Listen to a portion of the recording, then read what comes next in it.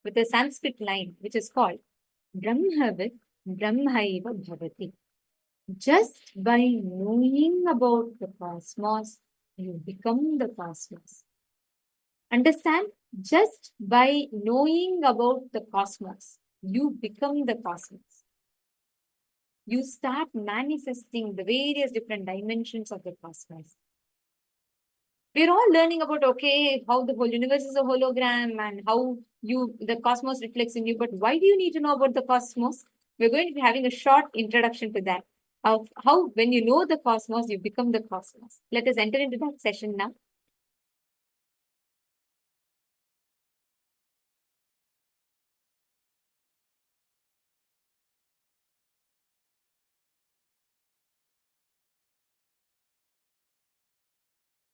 Understand, Mahadeva very clearly says Brahmavit Brahmaiva Bhavati.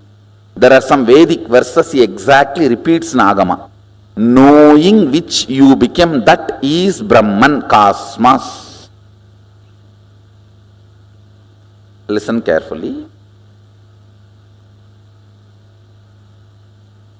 Just because if you know about this pillar, it's not that you will become this pillar. Just because you know about this screen, it's not that you will become this screen. But consciousness is such, just by knowing about it, you will become that. Brahmavit Brahmaiva Bhavati. Knowing cosmos, you become cosmos. Because you are cosmos.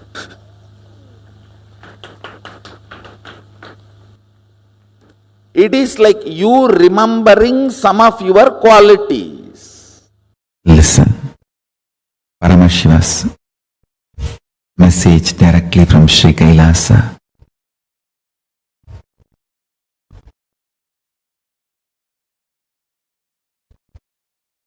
Brahmavit Brahmaiva Bhavati.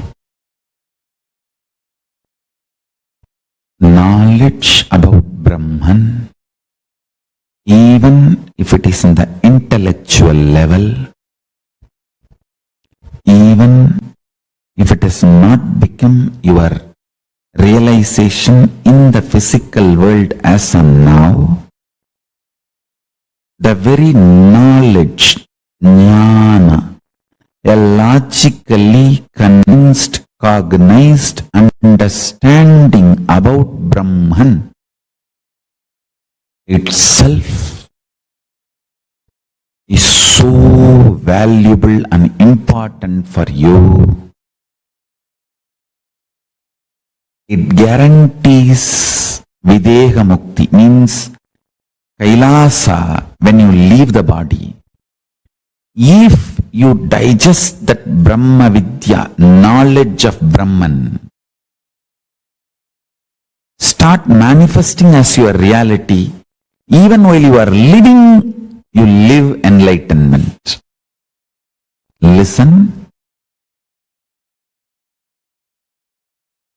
Even knowledge, knowing is so important.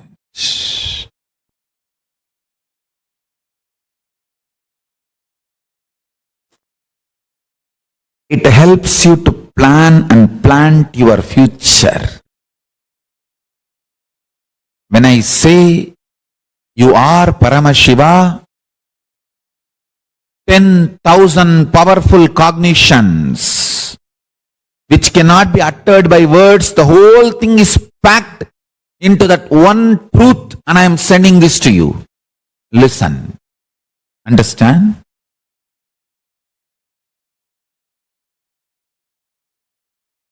The higher space zones, the vertical space zones like Bhur, Bhuva, Suva, Tapa, Satya, all the lokas, all the different higher worlds, higher existence, and ultimately the Kailasa, highest dimension, highest existence.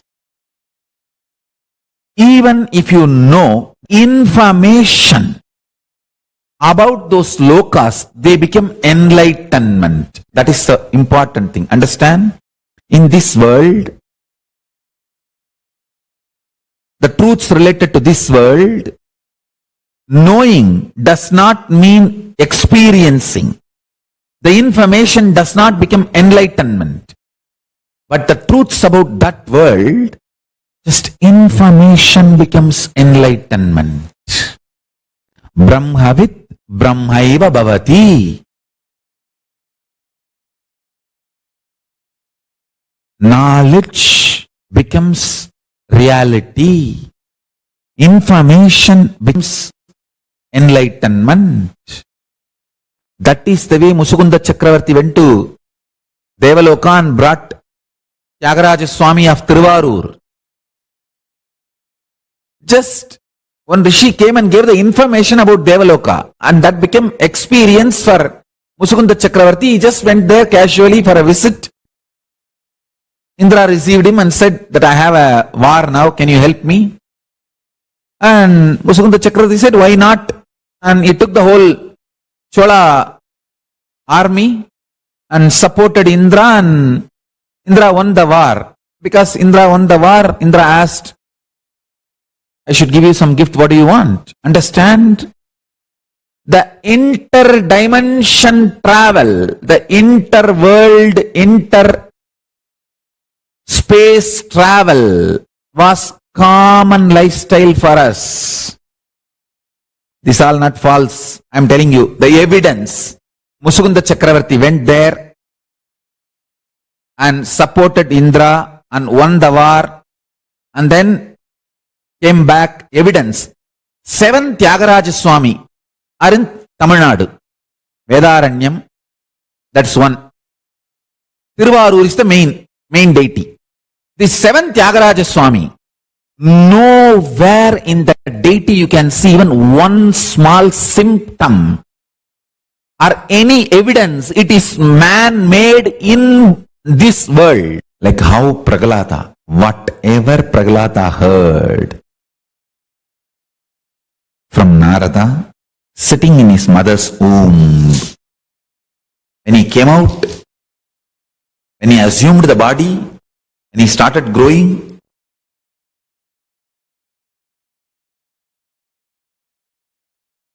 every situation Prahlada faced, he had a solution which he received from Narada.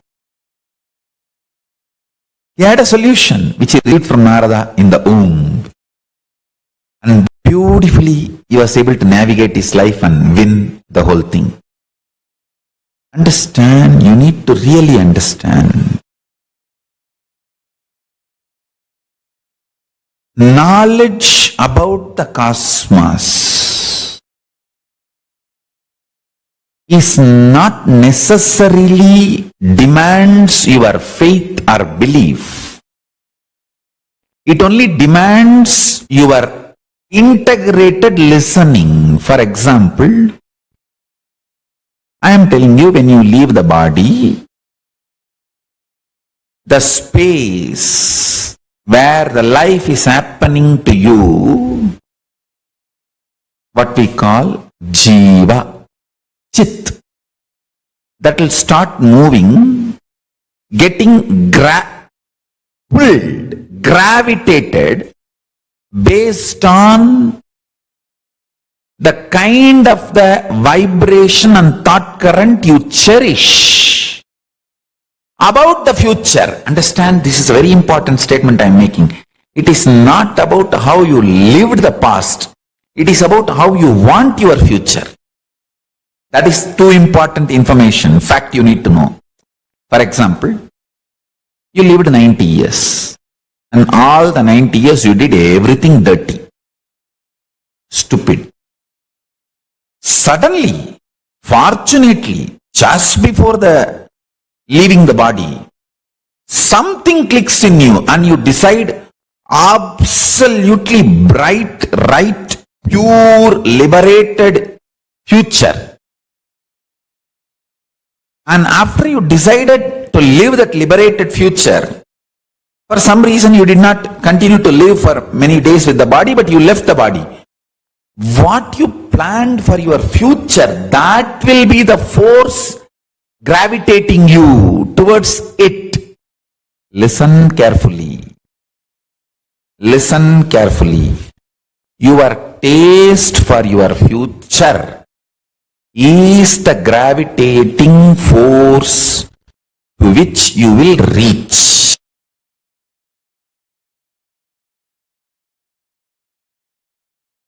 One conscious decision has so much power. I want you to know, one conscious decision has so much power. Especially the weight of the past sits on your muscle memory.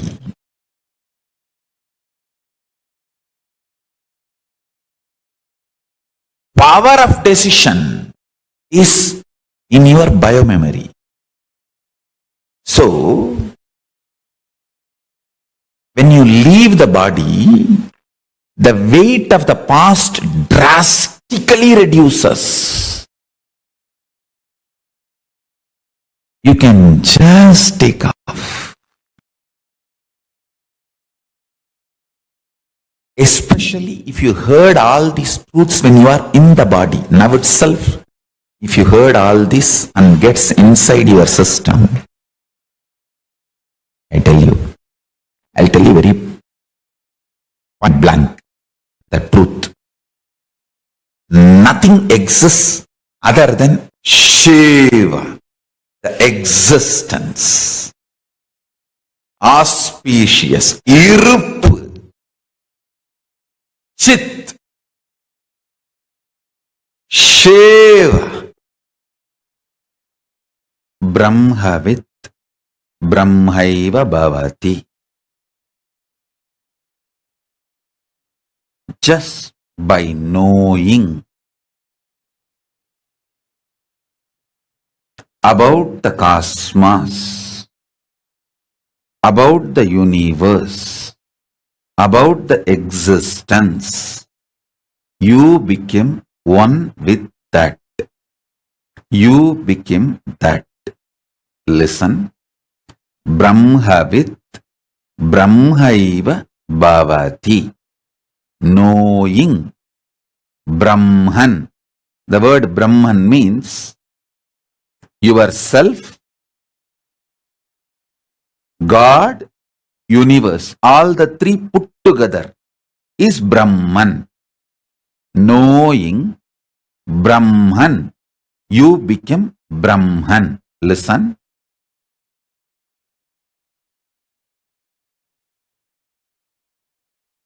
I'm repeating. Knowing about Brahman, you become Brahman. Brahman means Jiva, individual soul, Ishvara, God, Jagat, universe. All the three put together. Cosmos, God, soul. All three put together is Brahman. You, by knowing the Brahman, become the Brahman. You may say, no, so many Brahmins read about all the Shastras. We don't see they have become Brahman. Listen. Hinduism is oral tradition. Shravana, you need to listen from someone with whom you have a conversational relationship. With whom you have a simple conversational relationship. Brahmavit Brahmaiva bhavati. Knowing Brahman, cosmos, you become the cosmos. Knowing is not reading, listening from person who already knows, with whom you have a conversational relationship. That's all. Now, fortunately, all of you have conversational relationship with me. There are some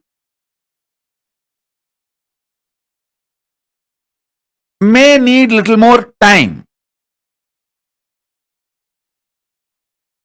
to wake up,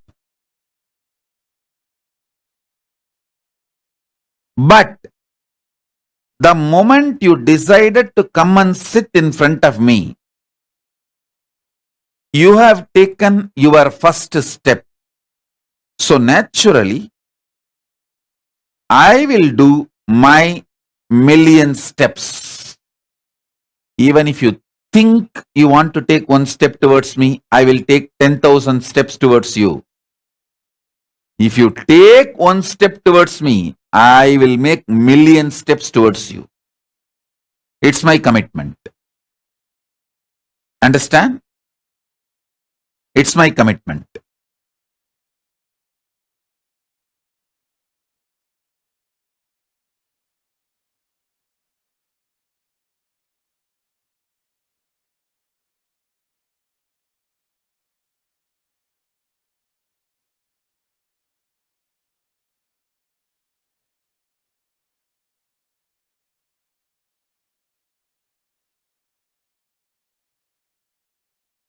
Now,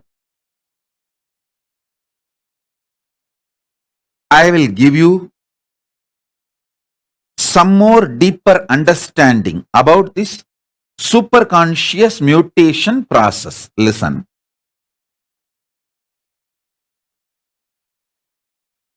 Having conversational relationship with someone who knows Brahman and hearing about the Brahman makes you experience, live Brahman. Two things are most difficult in the life. Finding a person who is a Brahmanyani and having conversational relationship with him.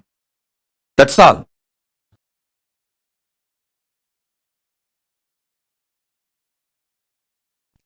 Knowledge, logically analyzed, understood, knowingly or unknowingly mixes into your cognition, inspires you, triggers you, excites you, awakens you for actions. And I tell you, knowledge about the Brahman, Parabrahman, existence, reality, ultimate reality, universe, cosmos, multiple words I can use. All these words are small, short, but it's like a finger pointing to the moon. The words showing to the ultimate reality, Parabrahma, Paramashiva, Parabrahma Shiva.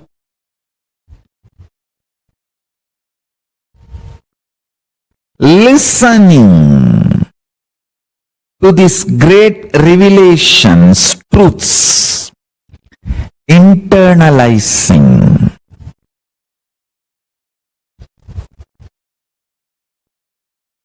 raises the very quality of your existence. Understand? Whatever you consider as you, your life, your perception, all that put together only I call it as your existence. Like your joy, your ability to enjoy, your perceptions, your depth of understanding, your depth of knowledge, your depth of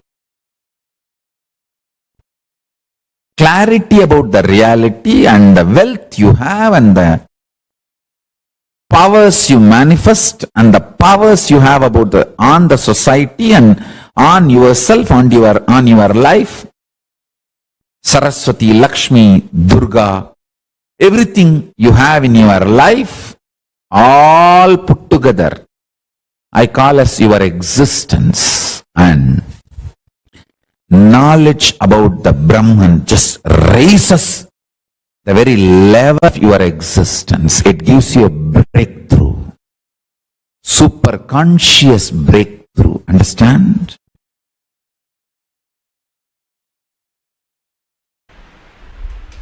Brahma Sutras, first chapter, first section, 18th Sutra. Kamacha Nanumanapeksha Peksha. Kamacha Nanumanapeksha. Swami Gambhirananda translates this sutra as: there can be no reliance on inference arriving at pradhana owing to the mention of desire. Swami Veereshwarananda translates as: and on account of the word bliss, literally desire, referring to Brahman, you cannot infer Anandamaya is also Brahman, since the suffix mayat is used to denote modification.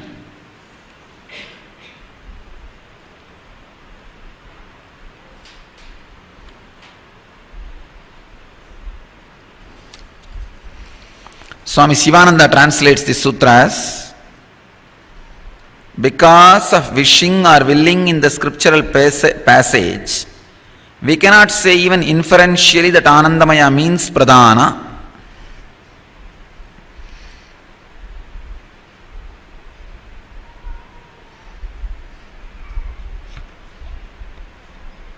Source, bliss, cannot have desires. Matter, dead, inert, cannot have desires. Desire is wrong cognizance you take while matter moves towards the energy by its very nature. When the matter moves towards the source because of its very natural flow, you assume, take wrong cognizance that something is wrong in you.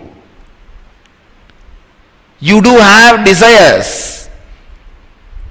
You need to either fulfill them or suppress them or reject them or transform them. Still, I do not understand the word transformation. No, really. What do you mean by the word transformation? I don't understand. I wanted all of you to know the word transformation has no meaning in spirituality. When the basic assumption is wrong, what will you transform?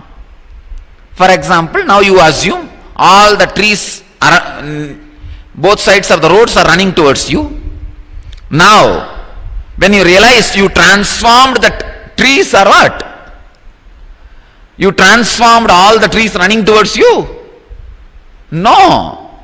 You just realized it is a foolish assumption. I can say you realizing your foolishness can be called as transformation. That's all. Otherwise, there is no such thing as transformation. The basic assumption you have desire is wrong. I can say this right sutra exactly for today. After the Kama Dahana, Manmata Dahana, you can open your third eye now. Opening third eye means just realizing, oh God, I am bliss. How can I desire anything? No. If I am matter, dead, inert, how can I desire anything? Matter cannot have any desire. then where is the desire? Where is the karma? Where is the source of all anguish, suffering, pain, fear? Then where is all this? Understand? By nature, bliss attracts abundance. By nature, matter merges into the energy. This flow, the matter being pulled into the energy, is flow of life.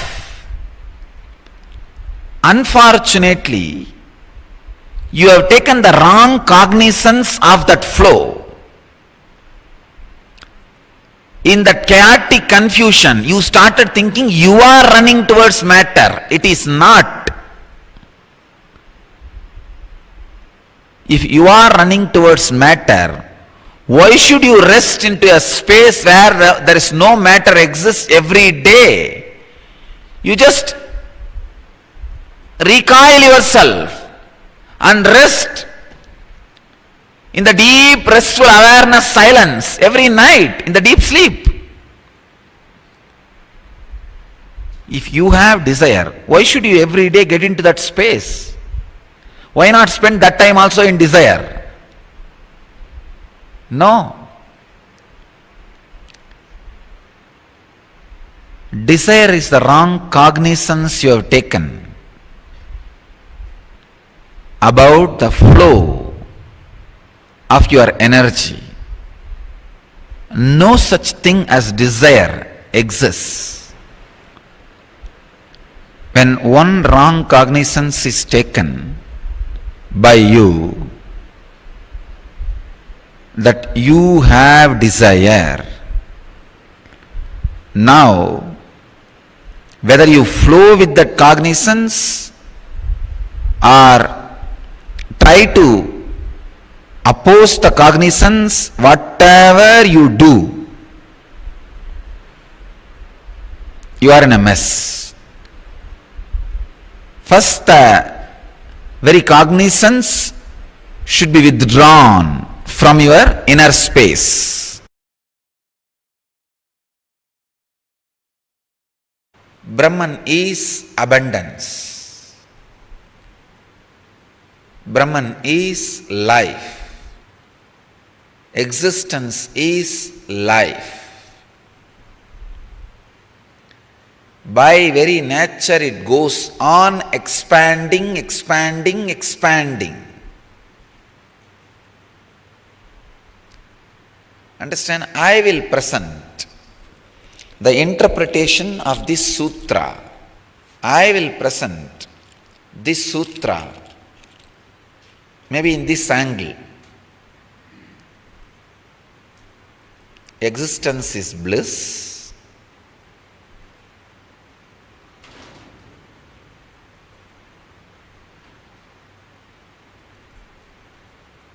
Existence is constant expansion. Please understand. Bliss constantly expands in all dimensions.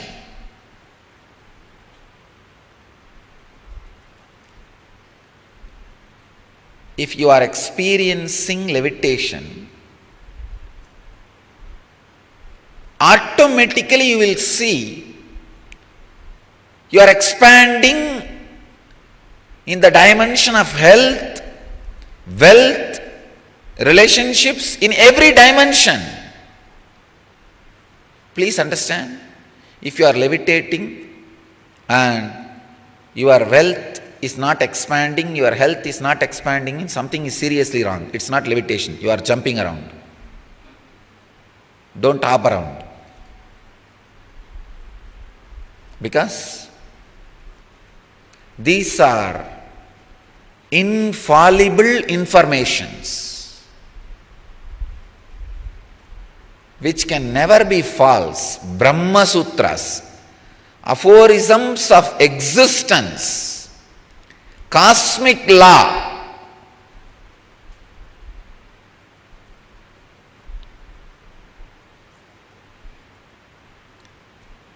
existence is abundance, constant expansion.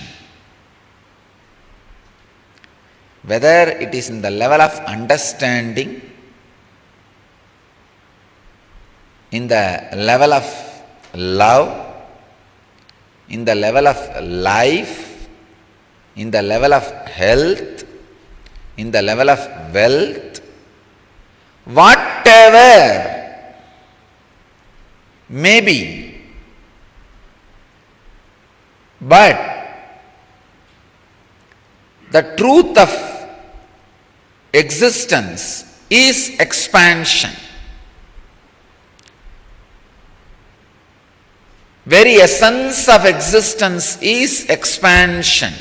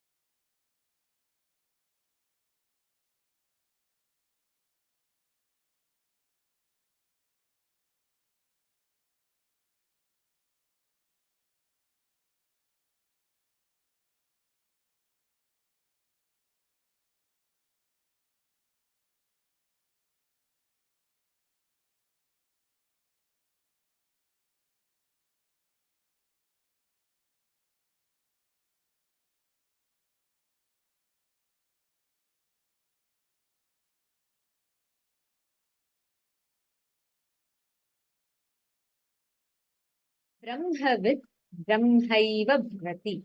Brahmavid Brahmaiva Bhavati. Just by knowing about the cosmos, you become the cosmos. From morning till now, we are all learning so much about the cosmos. We are learning about the holographic universe. We are learning about Brahmanda and Pindanda. We're learning so much. But why? Why are we learning about it? What Swamiji revealed in this session is something very, very important and very fundamental. Ma Baxi Nuvildas, Ma Herlin Gomez, Ma Kareen, what did you all understand from the session? Ma Alice Wong, Ma Ratna Prabha.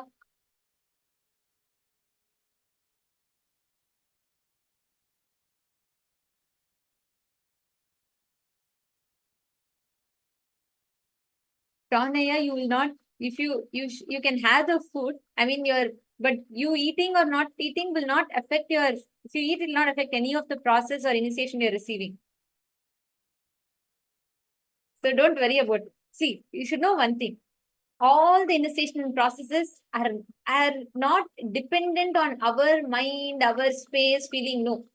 I mean, if you don't eat, it does detoxify your body. It gives you benefits and of course, that it has its own benefits.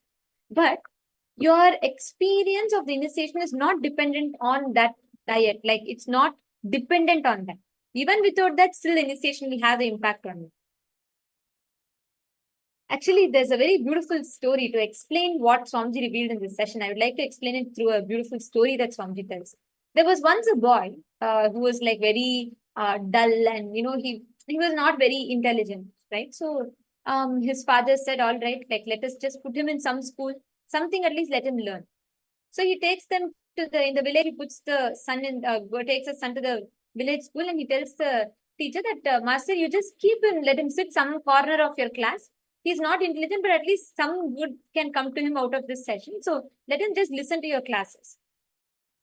So the master tells that, all right, let him just sit.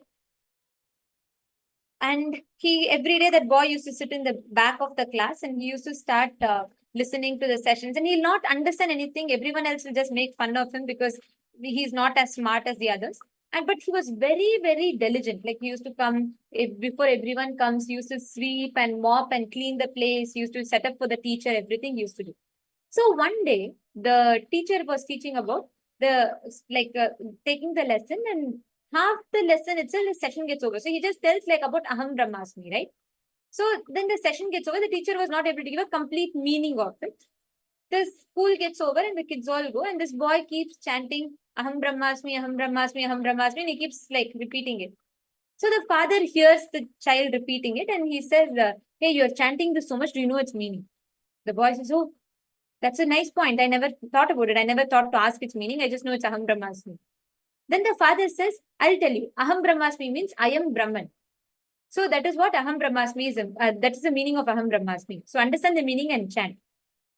The boy gets so excited. He starts chanting, Aham Brahmasmi, my father is the Brahman, my father is the Brahman. And then actually the word Aham Brahmasmi means I am Brahman, right? So whoever chanting, when I chant, if you say Aham Brahmasmi, it means I am Brahman. So the father says, I am Brahman. The son understands this. Oh, Aham Brahmasmi means father is Brahman. He goes on chanting everywhere, saying, Aham Brahmasmi, my father is Brahman, my father is Brahman, my father is Brahman. He keeps chanting. His uncle listens to him and he says, hey, what are you chanting? Then he says, I'm chanting Aham Brahmasmi. Then do you know its meaning? And he says, yes, my father is Brahman is the meaning. The uncle says, no, that's not the meaning. It means I am Brahman. This boy is a little confused, but he says, okay, all right. I understand now my uncle is a Brahman. So he starts chanting Aham Brahmasmi, my uncle is a Brahman, my uncle is a Brahman. And then he keeps going around the village saying that. And then he goes to the priest. And the priest hears him chanting and he says, what is wrong with this boy? And he says, what are you chanting? Do you even know its meaning? He says, yes, Aham Brahmasmi means my uncle told he is a Brahman. So I'm chanting, uncle is a Brahman, uncle is a Brahman. Then the priest says, no, that is not the meaning. It means I am the Brahman. Now this boy is thoroughly confused. He's like, everyone keeps saying, my father is saying I am Brahman. My uncle is saying he is Brahman. Priest is saying he is Brahman. Now who is Brahman? And in that complete confusion, he starts thinking about it. He sits under the tree. He just thinks, who exactly is Brahman? He thinks, and that leads him to enlightenment. He experiences all three are saying the absolute truth because all three are the Brahman, and even the boy is the Brahman. He becomes enlightened. Swamiji tells very, very beautifully, when you even entertain the powerful cognitions, you don't need to understand. You don't need to have a qualification. You don't need to have knowledge. You don't need to know Vedanta, Mantra, Siddha Vidya. No, you don't need any of that. If you just repeat the cognitions inside of you, if you understand, if you entertain, if you cherish it, you become. That is why Swamiji says, Brahmavid Brahmaiva Bhavati. Means, just by knowing about the cosmos, you become the cosmos. Today, we all see this TikTok culture, right? You know, whether it is YouTube, Instagram, reel culture, TikTok culture, it's all about what? You go see a celebrity. Like, I find it so like weird when people, there are people who spend hundreds and thousands of dollars to do plastic surgeries to look like someone. They go and they follow a celebrity, they do what not, they follow the same type of clothing, same type of talking, eating. People go to the extent of performing plastic surgeries to look like someone.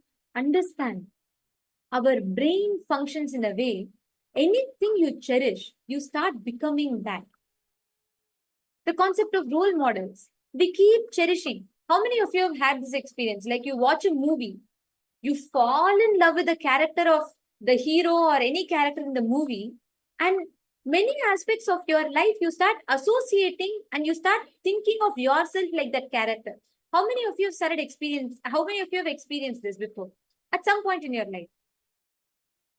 It could be good, bad, like, you know, sometimes you may see the hero suffering so much and you'll associate every time you suffer, you'll remember that suffering aspect of that character and you'll feel like that's exactly how it is happening to you. I see so many of you laughing. I know how many of you have related to it.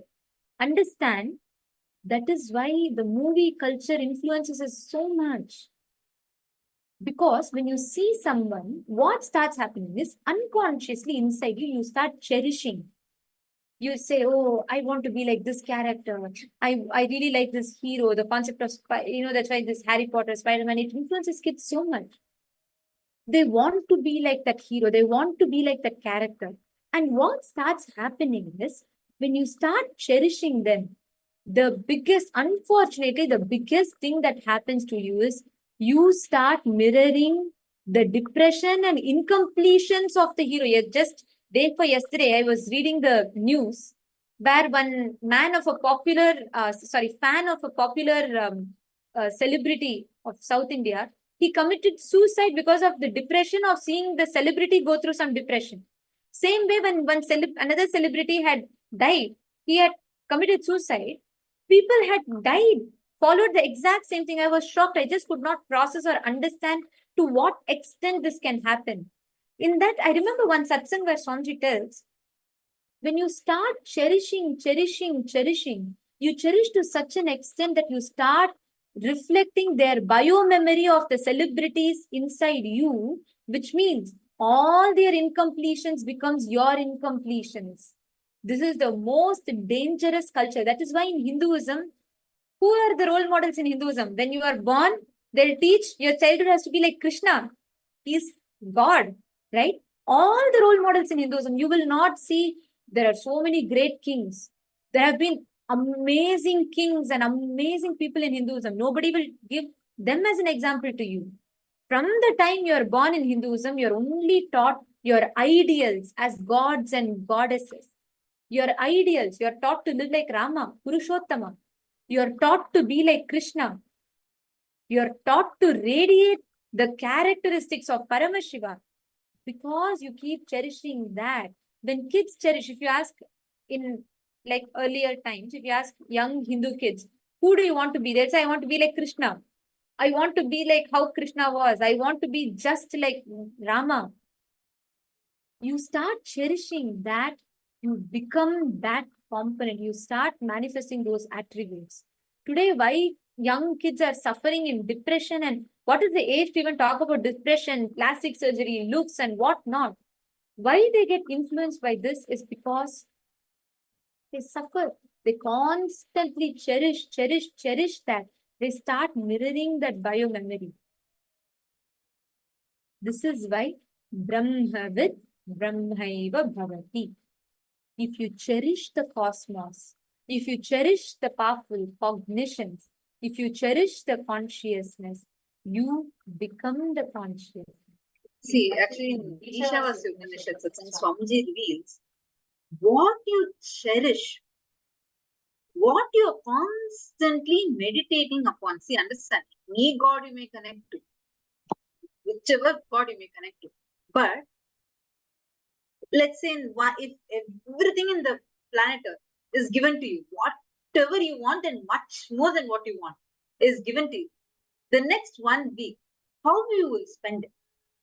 That, if you just think through, that will show to you what is it that you cherish the most in your inner space. How you want, however, like if everything in the planet Earth is given to you. You have everything, not just what you need and not just what you want, but everything is given to you at that time. How you will cherish, what will you cherish in your inner space? That is what is like how you will live. That is what is the thing that you are constantly praying inside you. This is so important to understand, because what you are constantly meditating upon becomes what you are. That decides what kind of qualities you want to manifest in your life. What is it that you are continuously experiencing as a reality in your life? Everything is just based upon this. This one thing about what is it that you are cherishing inside you. This Brahma with Brahmaiva Bhavati is such a powerful science. The knowledge, knowing which, just become that. Just by cognizing which, you just start becoming that. And such an extraordinary revelation Swamiji gave us. And understand, when you start doing this, when you start manifesting these powerful cognitions, cherish them. Don't worry about, oh, can I understand it? How much I am understanding? It doesn't matter. Just start working on it. Ma Yogananda Rupini, Ma Ananda Parameshwari, Ma Kalantrika, Ma Nistre Gunya, Ma Jnana Swarupini, all of you listen. Sit inside you. Constantly cherish these right thought currents within you. Start identifying, understanding, analyzing within you. Slowly you will start having amazing breakthroughs in every aspect of your life. Now, I'm going to request all the participants with this powerful cognition. Sit now. Start seeing what exactly are you cherishing inside you. Today, all the powerful cognitions we are going to be learning, all the different truths that we are going to be learning, all of them will help you establishing yourself in this space of Brahmavid Brahmaiva Bhavati.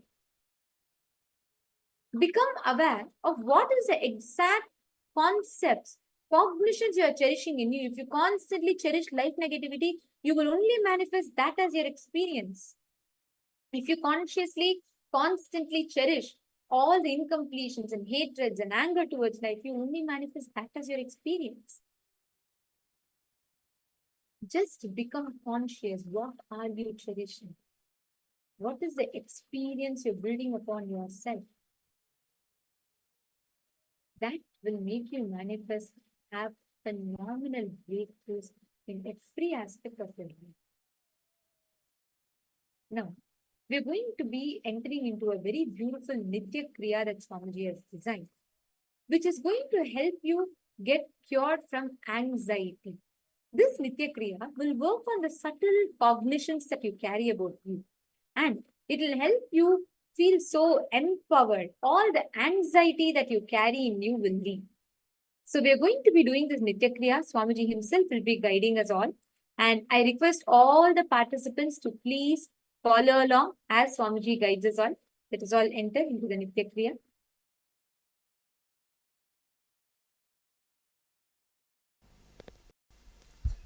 Please understand, this Kriya, cure for anxiety, this Kriya will intensely release the dopamine chemicals in you, pleasure chemicals in you. Two things. You can do this Kriya only once if you are not having anxiety. Please understand. People, many of you may get addicted to this Kriya because it will send such intense bliss inside your body. If you don't have anxiety, if your anxiety has come down, you should do only once. If you are filled with anxiety, do it twice a day. Even people who don't have anxiety can do, but only once, because it is creating such joy and bliss mood inside the body. You should not be doing it again and again, because if you are doing it again and again, it will lead to kind of that stupor mood, jada samadhi mood, where without intelligence only your internal joy is increasing. If the internal joy is increasing without intelligence, again it will make you dull. Don't do it. It's very powerful Kriya.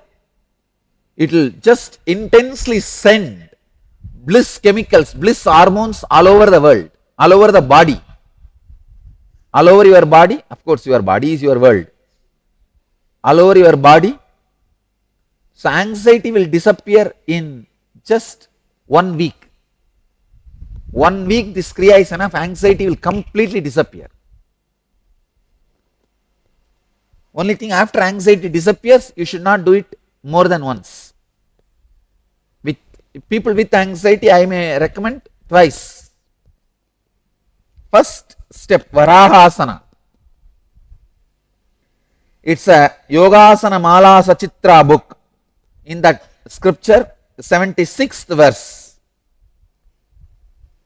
I'll give you the technique. Sit on the floor in squatting position. Keep the feet together and place the heels at the buttocks. Spread the toes apart.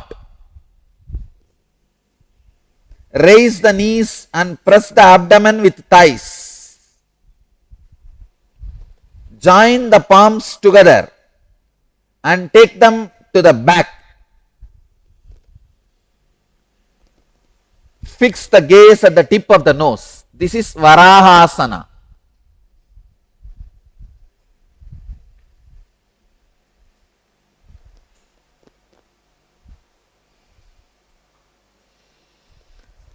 First, master the Varahasana.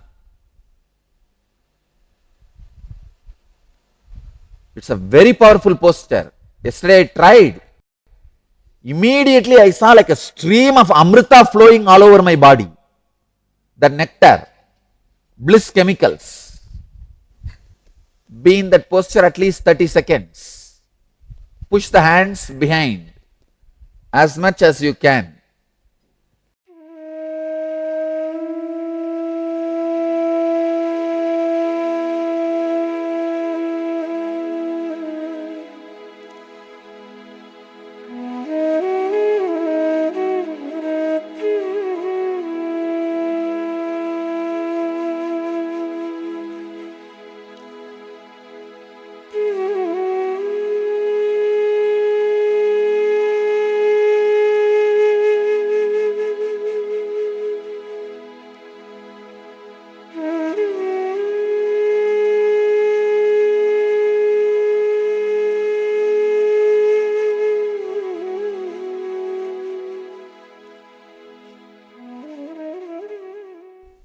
Relax.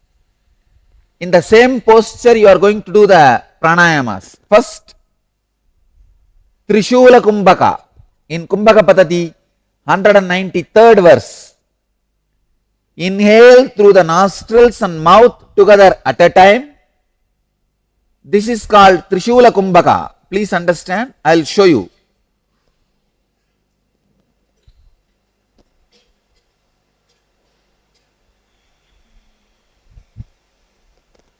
Inhale through both nostrils and mouth completely and hold as long as you can, judiciously.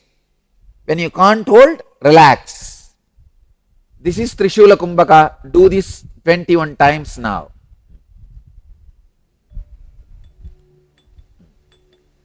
Hands can be removed. You can remove the hands and do the Trishula Kumbhaka.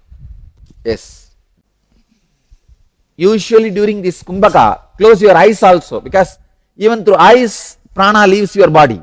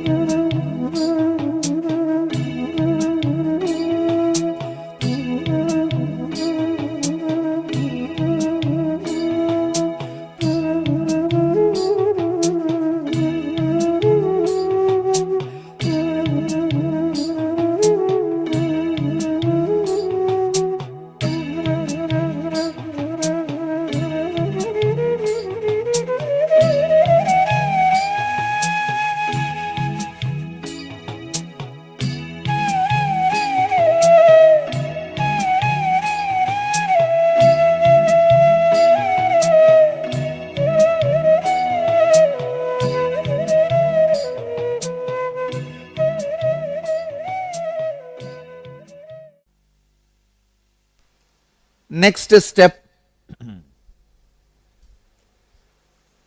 Shitkari Pranayama. Please understand, this is a Hatha Yoga Pratipika Upadesha 254th verse. The breath needs to be sucked in through the mouth with a hissing sound. Let me show you. Press the lower teeth and upper teeth with open the lips comfortably. Like suck the air through the gaps in between the teeth. Be aware of the sound produced. After inhaling, close the mouth and exhale through the nose. Don't hold. Let me show you.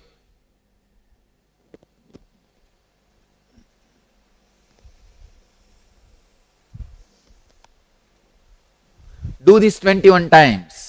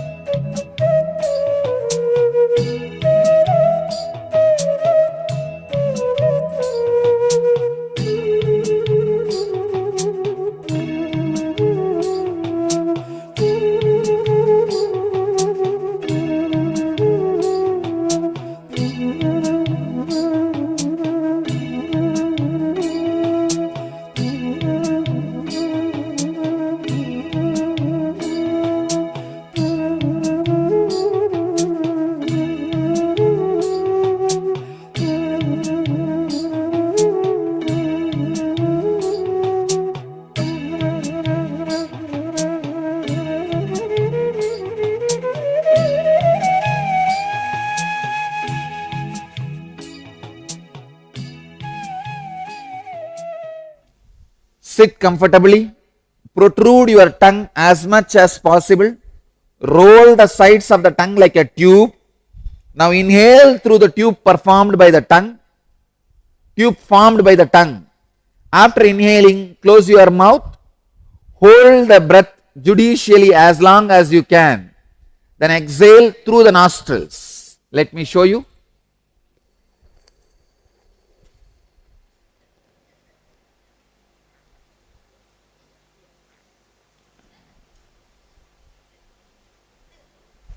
Do it 21 times.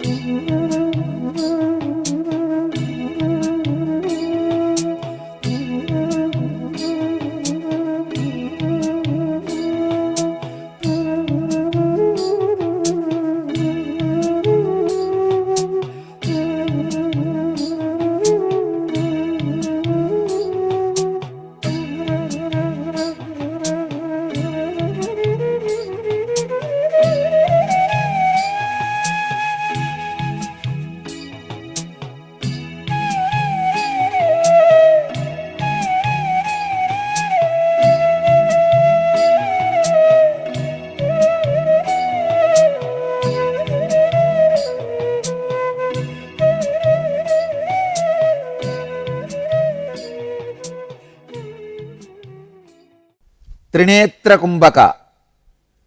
This is Kumbhaka Patadi 192nd verse.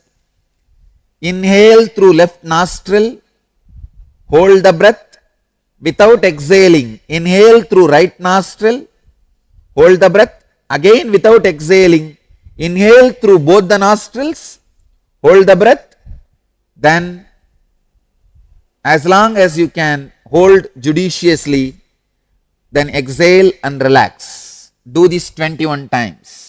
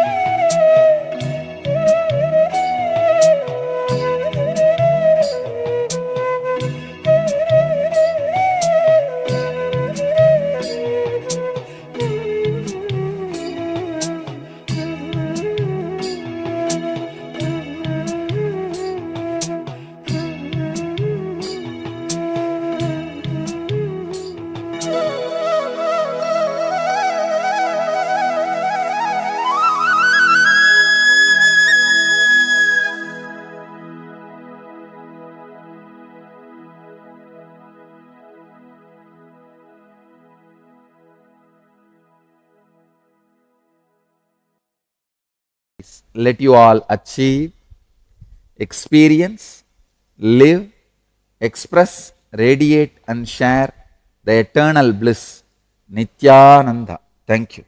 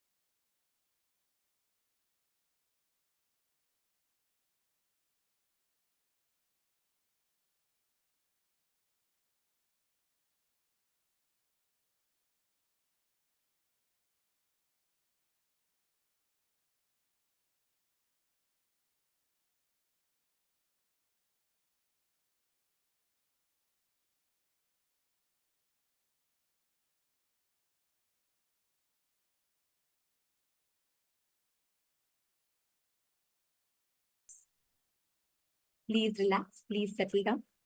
Hope all of you did the Nitya Kriya. How was the experience for all of you? How did you all enjoy the Nitya Kriya? Actually, now the session we are going to be entering into is a very, very important session. And this is going to be one of the most crucial sessions through the program, because this session is going to introduce to you about parallel universe and vertical time zones. You're going to be understanding in detail about the higher dimensions, the parallel universe and the vertical time zones that exist, how you can access them, how you can harness the parallel universes and vertical time zones, and what exactly they represent, what they stand for. We're going to be learning about this entire thing in elaborate detail. So now, as that all of you have completed the Nitya Kriya, we're going to be entering into this session. Let's all enter into the session to understand about parallel universe and vertical time zones. Please sit back and listen to this session. And if you have any questions,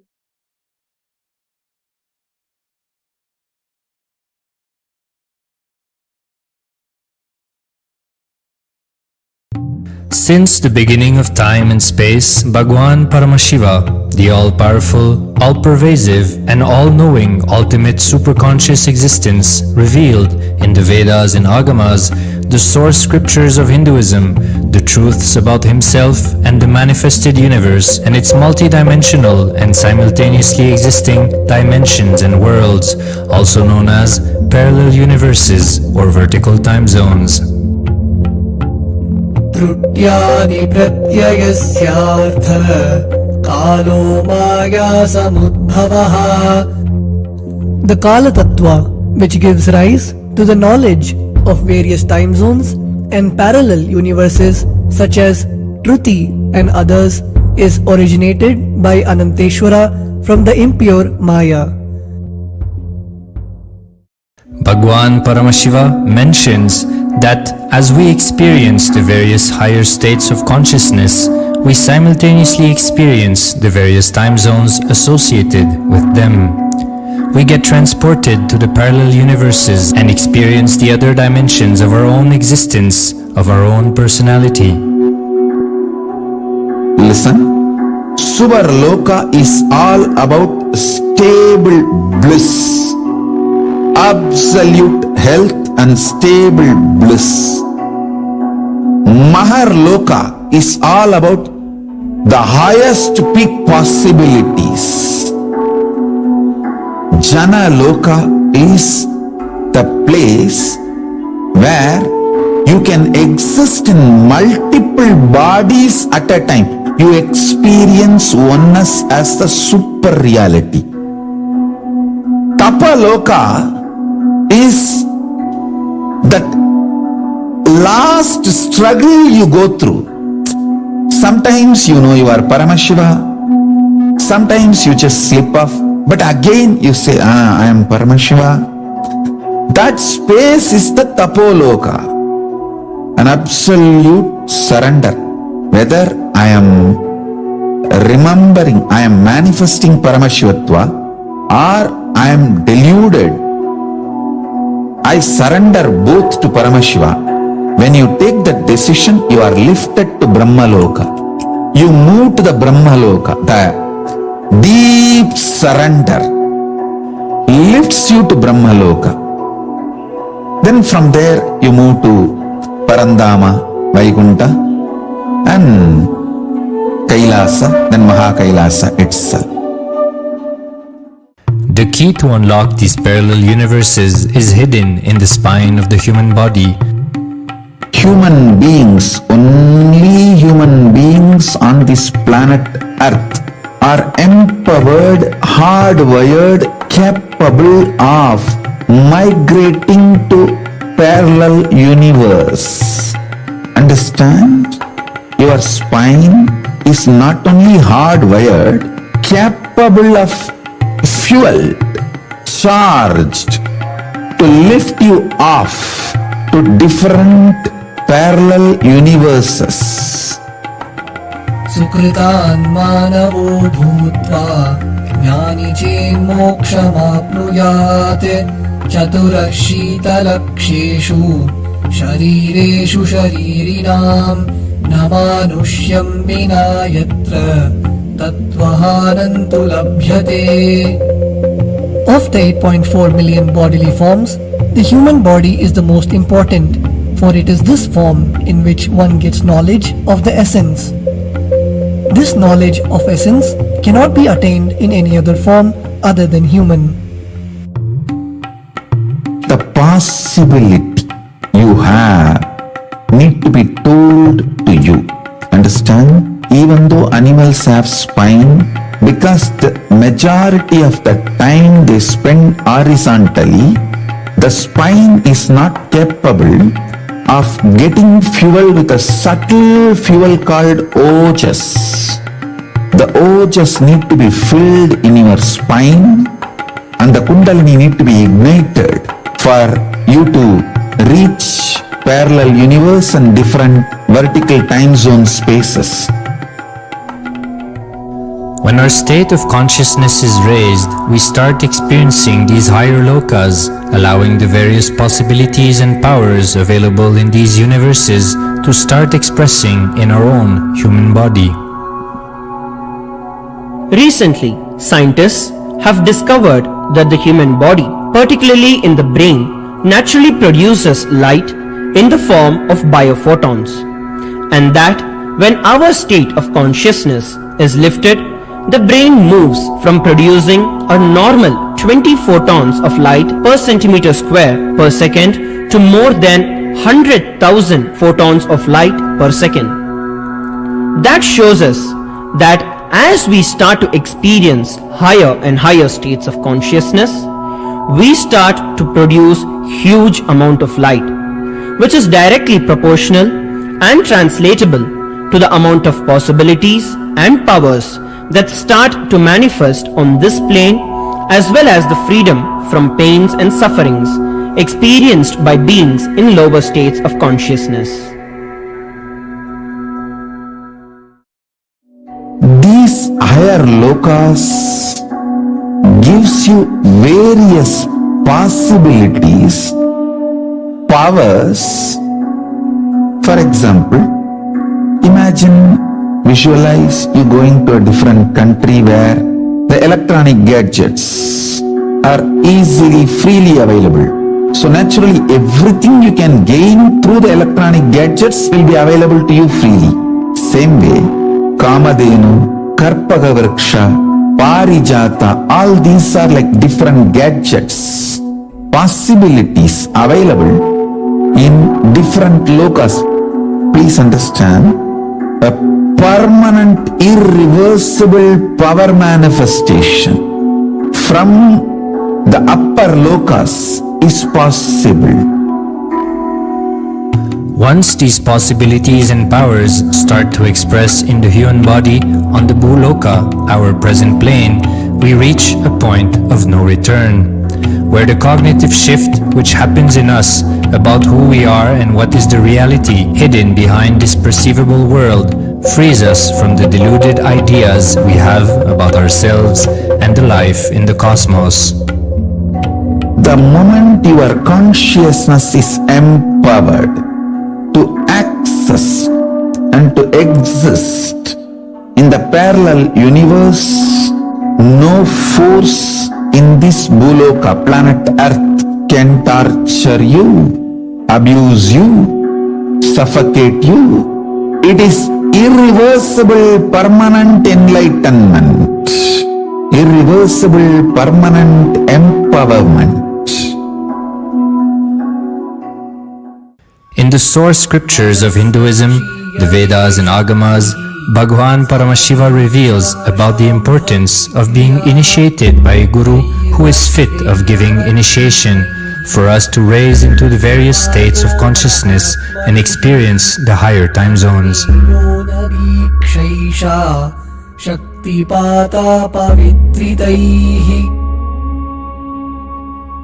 The potency of Anavamala, which veils the innate and essential nature of the soul, is set into the decaying phase by this specific activity. Such specific activity is characteristically called Diksha. The intimate communion between the blessed one and the blessing one is very rare and difficult to occur. The Supreme Pontiff of Hinduism, Jagat Guru Mahasannidhanam, His Divine Holiness Bhagwan Nithyananda Paramashivam, is the 1008th incarnation of Paramashiva as per Hinduism, living amidst us today. Starting out at a young age and enduring years of intense penance, he persevered with the single-pointed vision of experiencing the ultimate oneness with Paramashiva, known as Paramadvaita. He traversed the length and breadth of India, initiated by his gurus into yoga, tantra, and other Eastern metaphysical sciences. After having many profound spiritual experiences, he finally received the ultimate experience of Paramashivoham, I am Paramashiva, from his guru Arunagiri Yogeshwara, an incarnation of Paramashiva himself in the holy town of Tiruvannamalai in South India.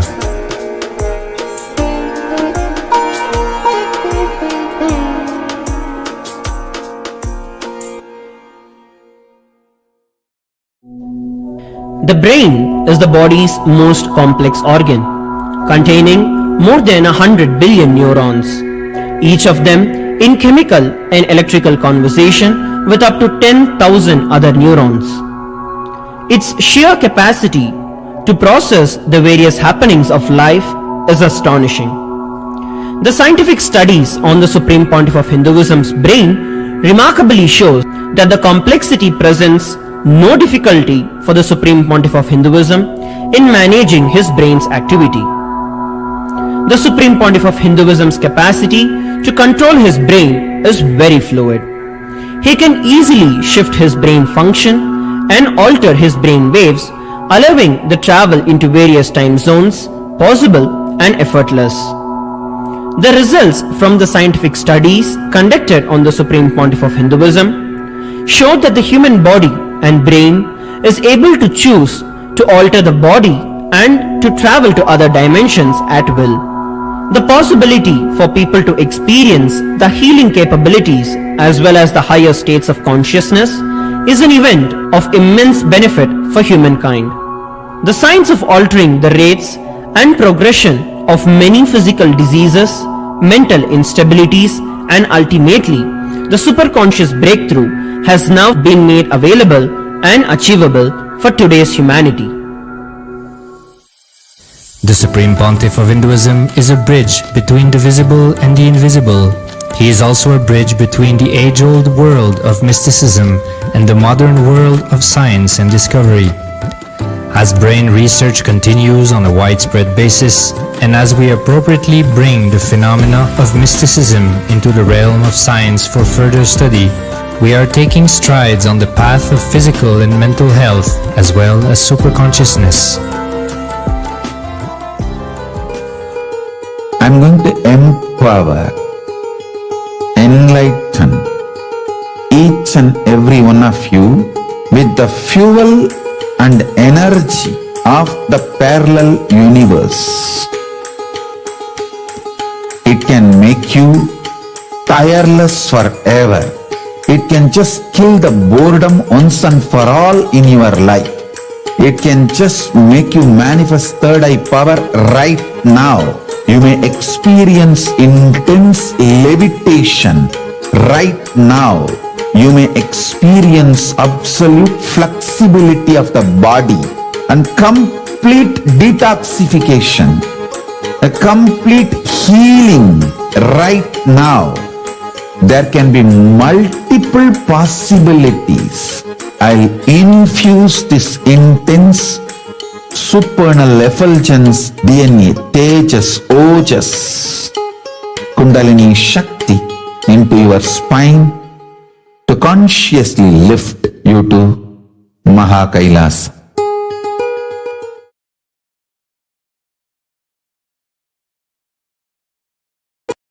Hindu tradition, Sanatana Hindu Dharma is focused on this superconscious mutation, ultimate oneness. Sanatana Hindu Dharma reveals about this cosmos. It has vertical time zones, higher worlds, Bhuva, Suva, Tapa, Maha, Jana, Brahma, Vaikunta, Kailasa, the higher worlds and the lower worlds, Atala, Vitala, Sutala, Talatala, Mahatala, Bhatala. I'll project a simple description diagram of this lokas. Understand? Sanatana Hindu Dharma, the Hinduism, reveals about the cosmos, the higher planes, vertical time zones, and the lower planes, both. Just physical mutation and mental mutation happens in the lower planes of the universe. But conscious mutation, superconscious mutation happens in the higher planes of the universe, vertical time zones of the universe. Here I am projecting a simple description diagram of the vertical time zone.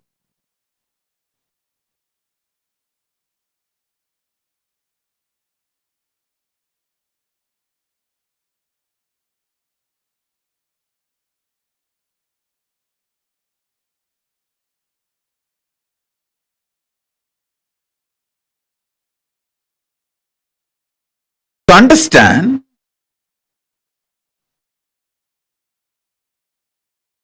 this is the rough description of cosmos revealed by Hinduism. Vertical time zones, Suvarloka, Maharloka, Janaloka, Tapaloka, Brahmaloka is where conscious and superconscious mutations happen.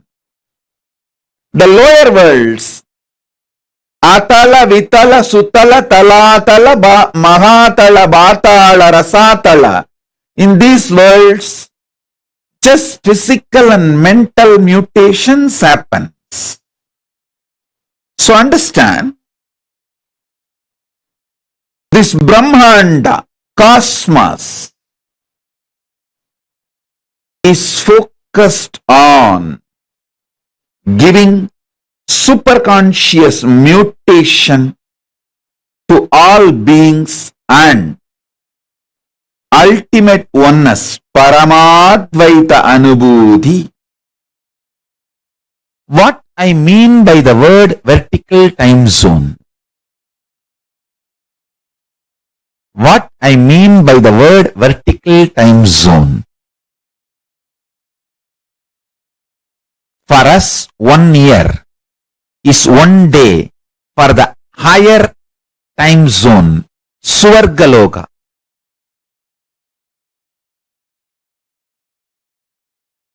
That is why Nataraja, the god of Swargaloka, receives 6 Abhishekam in a year. Because for Devatas in Swargaloka, the 1 year of Bhumandala, Bhuloka, 1 year of planet Earth is 1 day in Swargaloka. There are vertical time zones, Bhur, Bhuva, Suva, Tapa, Satya.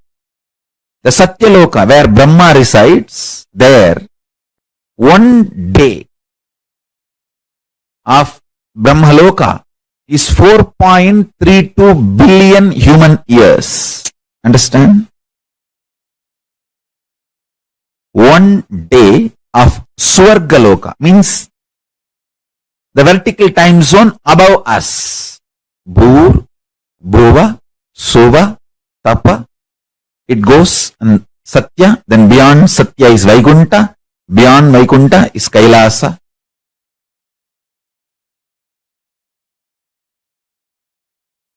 Below Atala, Vitala, Sutala, Talatala, Batala. Understand, I am not giving you some superstitious theories. No. I'll give you precise understanding and experience of these vertical time zones. And understanding about these vertical time zones as a direct utility for your day-to-day life. It can bring tremendous physical health, mental health, psychological wellness, a very powerful way of existing, and above all, life of Paramashivoham. You can exist embodying the space of Paramashiva, state space of Paramashiva, and manifest powers of Paramashiva. Understand?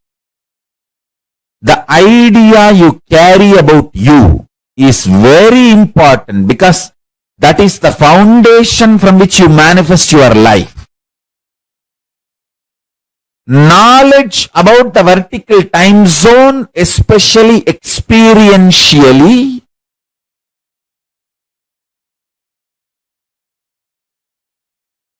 can change absolutely your life for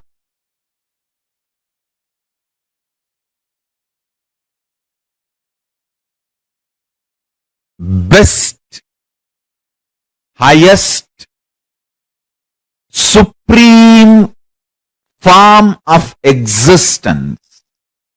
The Paramashivoham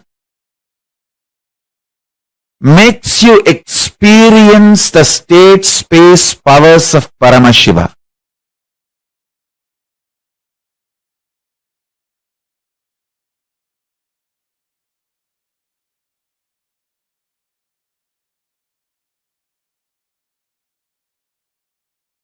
The vertical time zones where the intensity of the Kala time is higher and higher.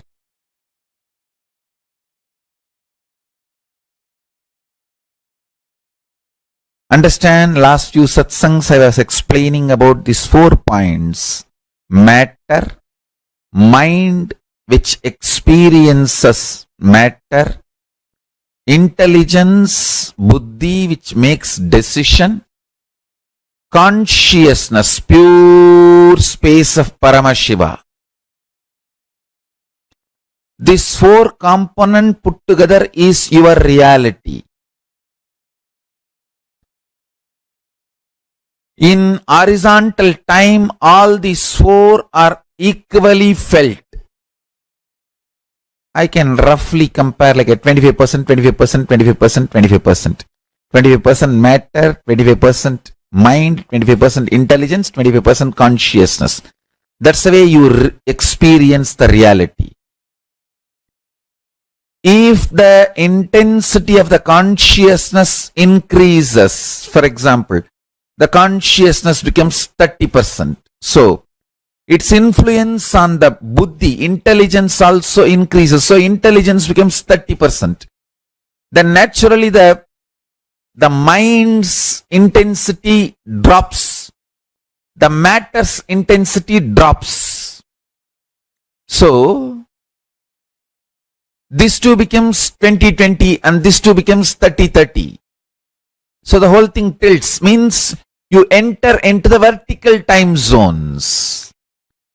100% only pure consciousness and zero intelligence and zero mind and zero matter. That is KAILASA. Because you don't need buddhi, you don't need mind, you don't need matter for your existence. You exist as a pure space, pure consciousness.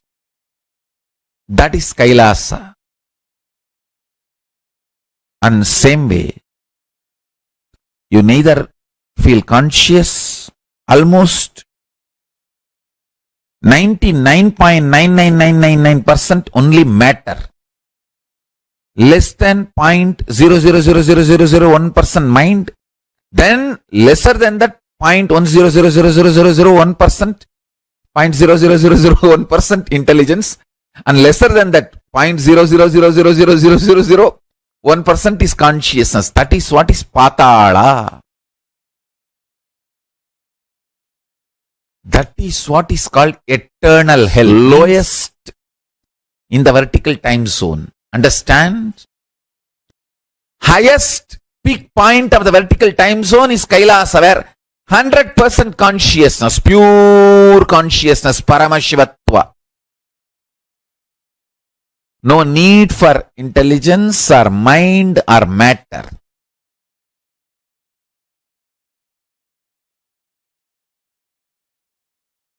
Then next is Satyaloka, where 99% is consciousness and 1% is divided into 3. 33.33 is intelligence and 0.33 is mind and 0.33 is matter. Like I'm giving you all rough equations for you to understand. Then little lesser consciousness, Tapoloka. This is the way the vertical time zones are placed. Bhur, Bhuva, Suva, Tapa, Satya and KAILASA. The lower part, Atala, Vitala, Sutala, Talatala, Patala. Lower time zones. Understand, all the tapas, all the purification methods in Hindu tradition is to raise you to the higher vertical time zones. That's all.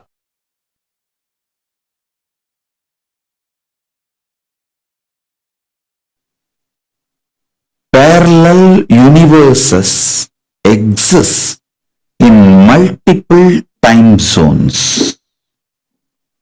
The vertical time zones.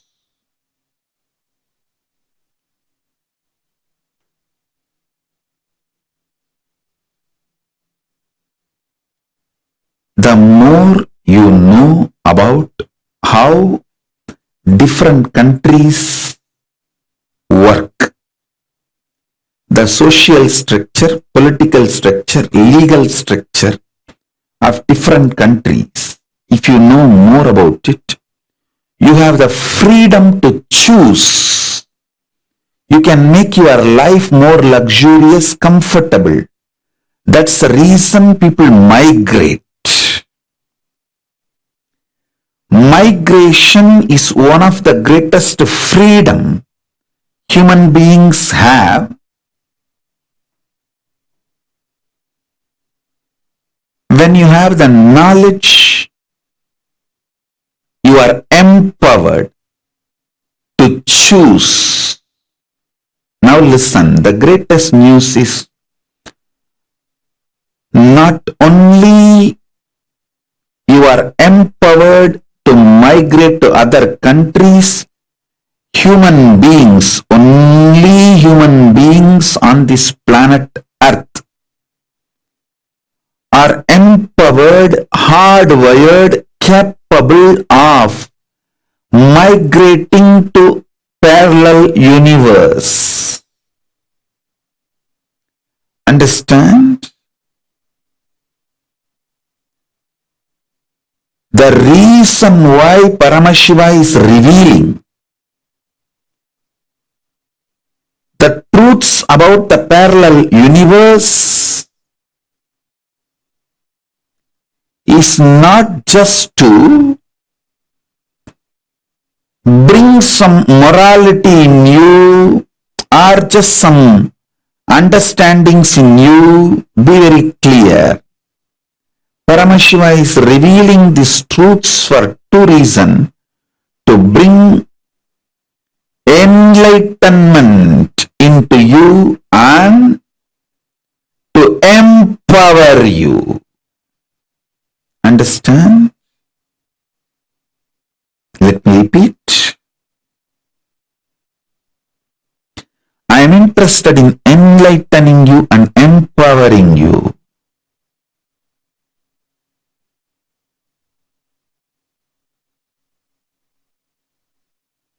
Even if I give you one glimpse of the parallel universe, you will have irreversible enlightenment. You know you have a possibility to exist in the other planes, vertical time zones, parallel universe, other lokas. You can never be suffocated, tortured, pained in this loka, because you will always say, bye, I'll be back later. A man who knows he can go and settle down in other country will not go through suffering, torture, abuse, slavery in his homeland. And even others won't dare to abuse him because they know he will just move to the different country because he has a possibility. Listen. The moment your consciousness is empowered to access and to exist in the parallel universe, in other lokas, in the vertical time zones, no force in this Bhuloka, planet Earth, can torture you, abuse you, suffocate you. It is irreversible, permanent enlightenment, irreversible, permanent empowerment. If you understand and start facing yourself in the parallel universes, parallel multiverses, first thing will happen to you is you will understand the whole cosmology and cosmos logical. The logic of the cosmos. Logic of the cosmos is natural law of life, dharma. Listen. If you understand the logic of the cosmos,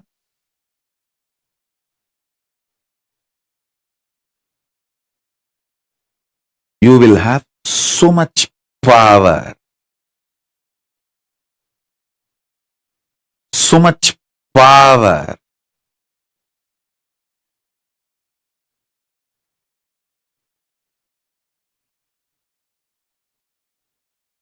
Your DNA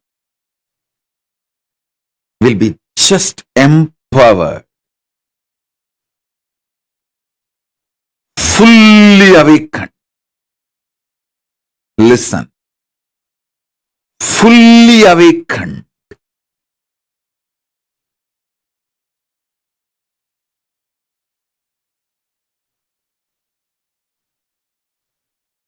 Whether it's a powers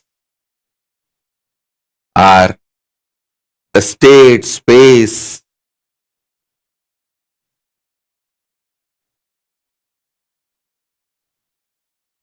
listen intensely. Whether the state, space, powers of Paramashiva or Paramashivatva itself. Your DNA, your biochemistry is capable of spontaneously, simultaneously slipping into the parallel universe, parallel multiverses, and face yourself. Listen. Even one glimpse will make you understand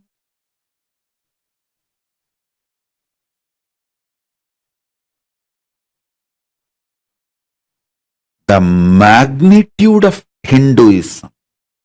What Hinduism is capable of doing to human beings.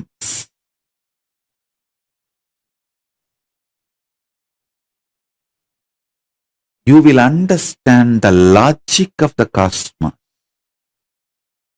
A pure non-violence without hypocrisy will exist only if you understand the dharma, logic of the cosmos.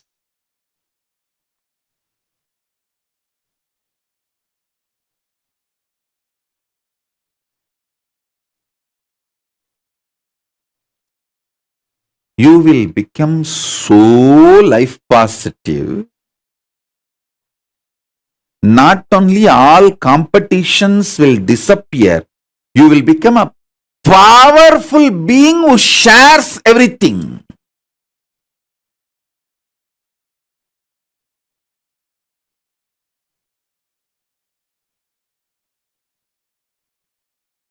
You will not be doing social service just for some hidden gains, indirect agendas. You will just know you exist in so many bodies.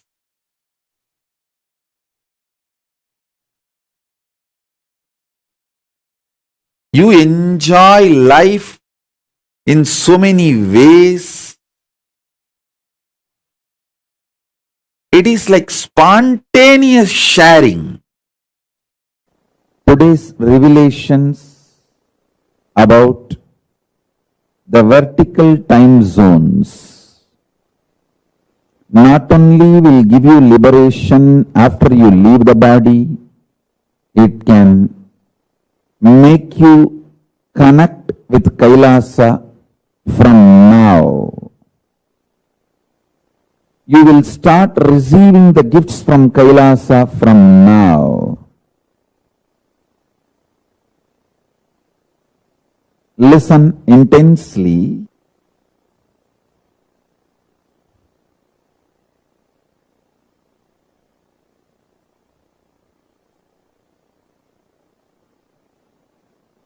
The conscious conclusions you arrive forms the basis of your life. The conscious conclusions you arrive is the source of your future. From the conscious conclusions you have, your future manifests. Now focus on, because these statements are too important. See, if you die without this introduction, when you go to the first loka, second time zone, second vertical time zone or third vertical time zone, you will feel shy. You will have a cultural shock. It's like somebody from Indian village comes to New York. Due to a cultural shock, he will not talk to anyone. He will just move to a corner into a shell. He will escape from life. People asked me, when I came to US, that was the first time I got into the flight in my life. I have not even seen the flight from distance. The first time I got into the flight is the flight for US, United States. And as you all know that I am from a village, but I never had a cultural shock. I just started going around and speaking in English, giving satsangs, classes, programs. The day one I landed in US, I went to Chicago to pay respects to Vivekananda.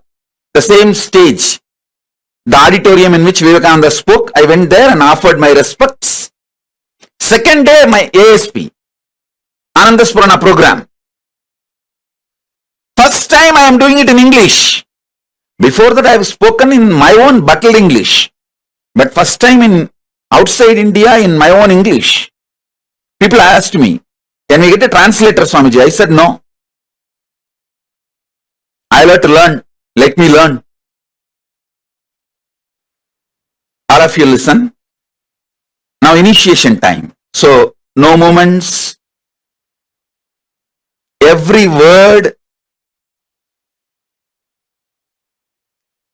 I am uttering is important for your soul to move through the vertical time zone when you are alive or when you after you leave the body. So listen carefully.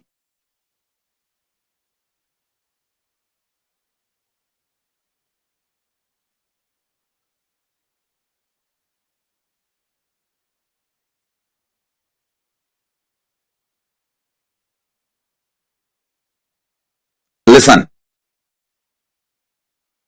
People asked me, Swamiji, don't you feel a cultural shock? I said no. Because from the young age, in my village, Tiruvannamalai, I have seen tons of foreigners from all countries coming for seeking enlightenment. My gurus always had people from all over the world coming to them for enlightenment. So I was always near my gurus and saw all of that. Saw many of them. So how my gurus used to teach, I have seen. My gurus have already trained me to teach for the whole world, to be Jagat Guru. So I did not have a cultural shock. Now I am trying to train you not to have cultural shock when you go to KAILASA. See now, whatever I am telling you, if you internalize, you will not have a cultural shock or you won't feel shy, you won't feel inadequate. Not enough when you go to the vertical time zones. With consciousness as a fuel, you can straight shoot up to the different time zones. Move to different time zones. See, if you go to the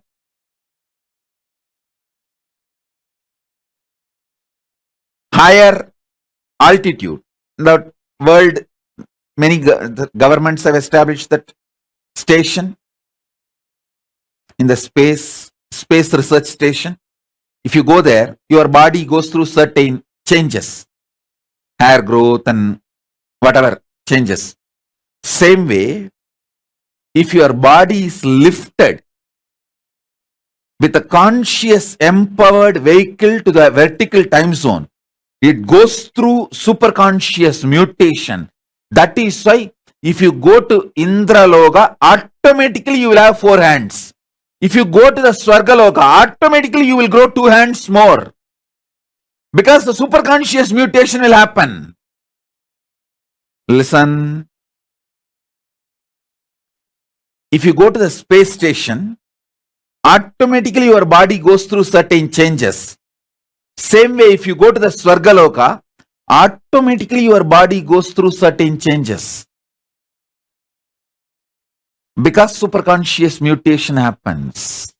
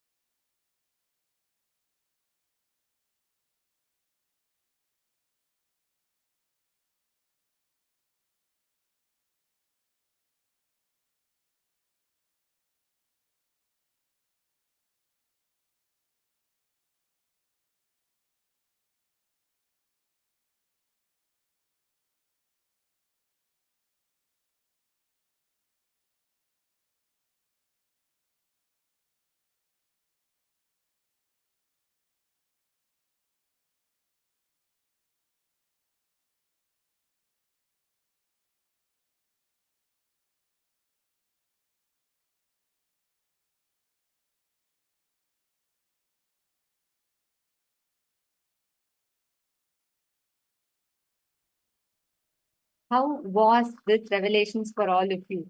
Wow, this session, the parallel universe and vertical time zone, is one of the most amazing sessions. Like the first time when Swamiji revealed about it, like Swamiji spoken about it quite elaborately, like earlier as well. But very recently, I mean, about just 2-3 years back, Swamiji had for the first time, Swamiji was speaking about detailing out each loka, what it is like, what are these parallel universes like, how you can experience. And the whole thing was just phenomenal. The science of traveling to these parallel universes.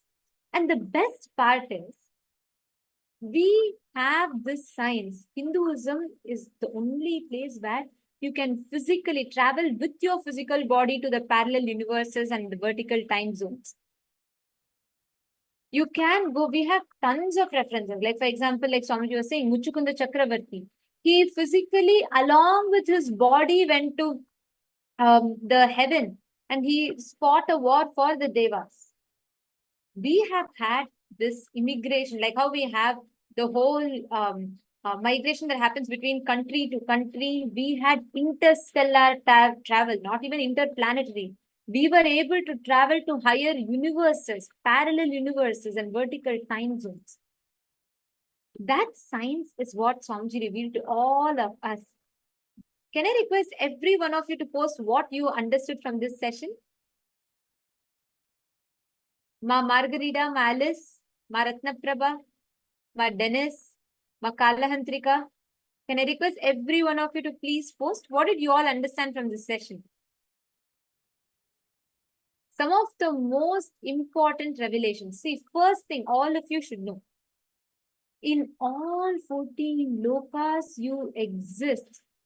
For example, Ma Grazina Maria.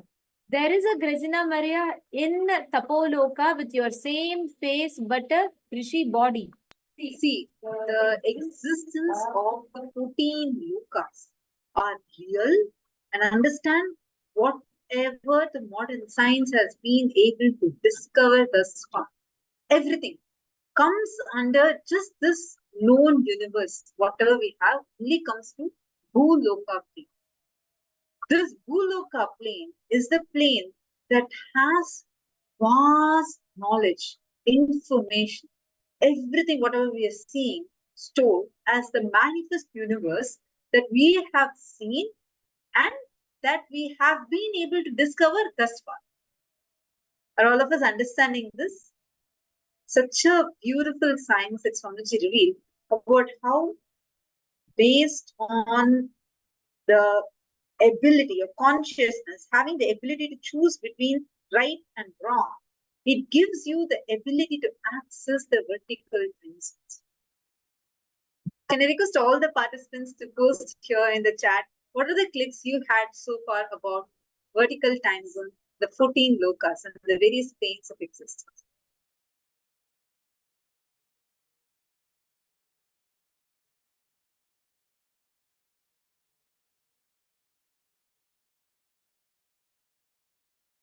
See, first and foremost, let's understand about this vertical time zones a little deeper. Like how now each of you are sitting from different parts of the world, right? Can I request all the participants to please be on camera here? All the participants, please kindly be on camera. And which time zone? Each of you from, I see people from US, within US, you have various time zones. And we have people from Singapore, Malaysia. There are people sitting right now from various time zones, UK, and many different parts of Europe.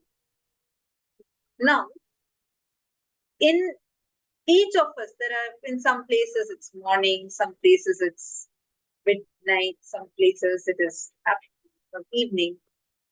This whole time zones that we are experiencing is called as the horizontal time zone. Now, in the vertical time, like how you have horizontal time zone, here the units remain the same. The only thing that changes is the what is the time that you have. But in the vertical time zone, the very time itself changes. Here, there is no dilation of time that happens in the horizontal plane. The way we experience time remains same throughout the Bhuloka. But as you go from this Bhuloka into the other parallel universes, you start experiencing the dilation of time that is happening. Actually, Einstein's space-time theory about the dilation of time and how the space and time collide with each other, what actually happens is so, it is like now when you see the scriptures and what Swamiji has revealed about, it's so beautiful how advanced our ancestors were and how advanced science that we are actually having with us. Understand what knowledge Swamiji is revealing to us. Just by knowing about it, you start gaining access to those planes of existence. What you know, how much you know, the knowledge that you have is the freedom that you have to be able to experience what kind of experience that you want to have. Imagine it. If from young age you were never told the existence of any place other than the city that you were brought up in, would you feel the same freedom that you currently feel right now, where you have the knowledge, you know the choices that you have? No, right? You would have always felt only that much is the only choice you have. So all the cognitions, your pains, your pleasures, your desires, everything would have been within that small frame of what you know. But the moment what knowledge, the introduction to the various choices are given to you, you start gaining access to various things. When you're understanding all this, can I request all of you to share? Like Swami is revealed a very important. Every parallel universe is based on a thought current, the certain frequency or a thought current that you exist in. You can experience that parallel universe. In all the 14 lokas you exist. For example, there is a Shranaya in all 14 lokas. There is Magrazina Maria in all 14 lokas. You have 14 versions of you, Myrene Lemos, every one of us. In Nagaloka, there is a snake body with your face. You exist there, but you have a snake body with your same face. In Tapoloka, you have a Rishi body with your same face. Your face is same, but the bodies are different in all 14 lokas. Like, for example, when you travel to Swargaloka, you gain extra pair of hands and extra pair of legs when you travel to Swargaloka. Understand, this is the science. Our Hindu scriptures have very elaborately spoken about this science. I'll tell you another interesting fact, right? So now, if for example, when you inhale now, right, you should know your breath is connected to all 14 lokas forms of you. For example, right now, if you inhale, in all 14 lokas, you are inhaling.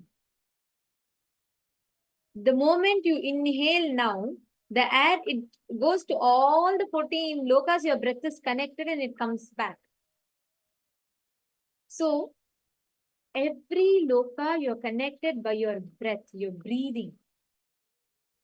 Now, what universe, the parallel universe that you exist in, you can access that by your thought current, the thought current that you vibrate with. In, for example, Myrene Lemos, there is a form of you that exists as a Devata, like the same face, Myrene Lemos, in this body, what face you have, the same face, there is a, you exist with a god body, Devata's body. In Swargaloka, same way, the same face that you carry, you will have a snake body and live in Nagaloka. Same face that you have, you carry the light body and you live in the Pitraloka. In every lokas you exist. Your face is the same, the forms you are in will be different. So it is the very concept of parallel universe and vertical time zones is something mind-blowing. It's like you have to very deeply understand about it, and Swamiji has revealed it to us in such extent, to such detail. And this is something very, very, it's phenomenal, the truths that Swamiji has revealed. Now, in each, Shana is asking, the face remains in different body. Yes, that's right, Aya. Your face is the same in all the 14 lokas. Like, for example, you have the same face because Swamiji tells your face is the most you identify yourself with. So that identity, what you identify as you, the face exists in all 14 lokas. Your same face. Like, for example, Shanaya, your face, but with a Rishi body version of you exists in Tapoloka. Like how in Bhuloka you have your face with a human body, like that your face with different bodies exists in all 14 lokas. So in every loka you exist. It is all independent existence. Like for example, Tapoloka existence of you exists in that space of deep unclutching, and it is an independent existence. But all 14 lokas, your breathing is connected. When you breathe in, you inhale in all 14 lokas. When you breathe out, you exhale in all 14 lokas.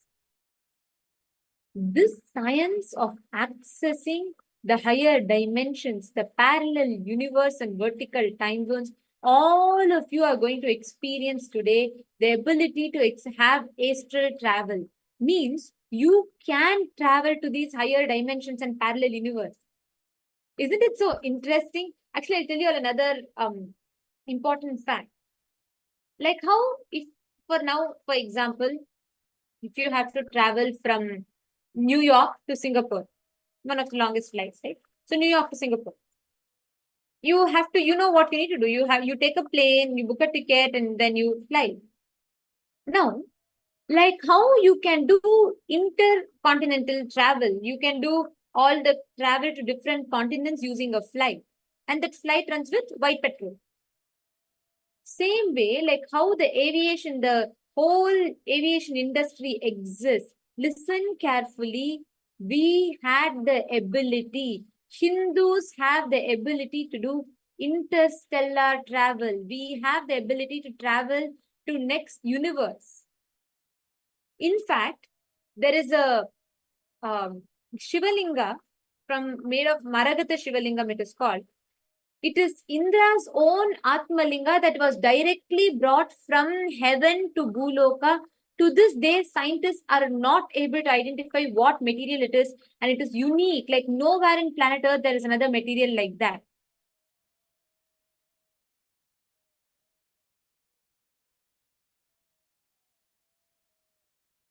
Okay, Shranaya is saying, is it all what we consider to be good, or are some of us what we consider bad?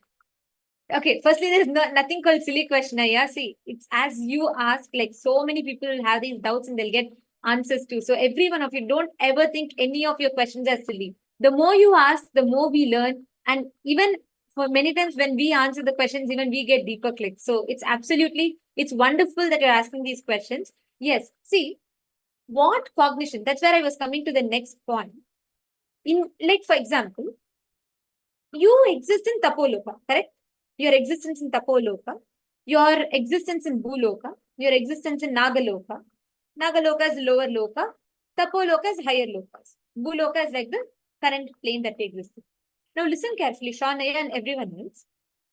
In each loka, Swamiji beautifully answers this. He says, your existence cannot interfere with the other. Like for example, your Tapoloka existence will not be able to interfere with your Bhuloka existence. It's not affected. Like let's say you do something good, bad here in Bhuloka. It will not affect your Tapoloka existence. But your each plane's existence can influence each other. It cannot interfere. It can influence. Means, I'll tell you all what exactly it means. Swamiji gives a very beautiful example for this. Swamiji tells, the thought current that you cherish, that identity of you increases its influence over you. For example, if you believe grabbing, like, I don't care if others get or not, I cannot miss anything in life. If I need money, I need it. I don't care if others get or not. If you have grabbing mentality as your strategy for life, you start increasing the influence of the Naga Loka, the Patala Loka identity, the lower realm identity of you. That influence gets increased in you. Are you catching it?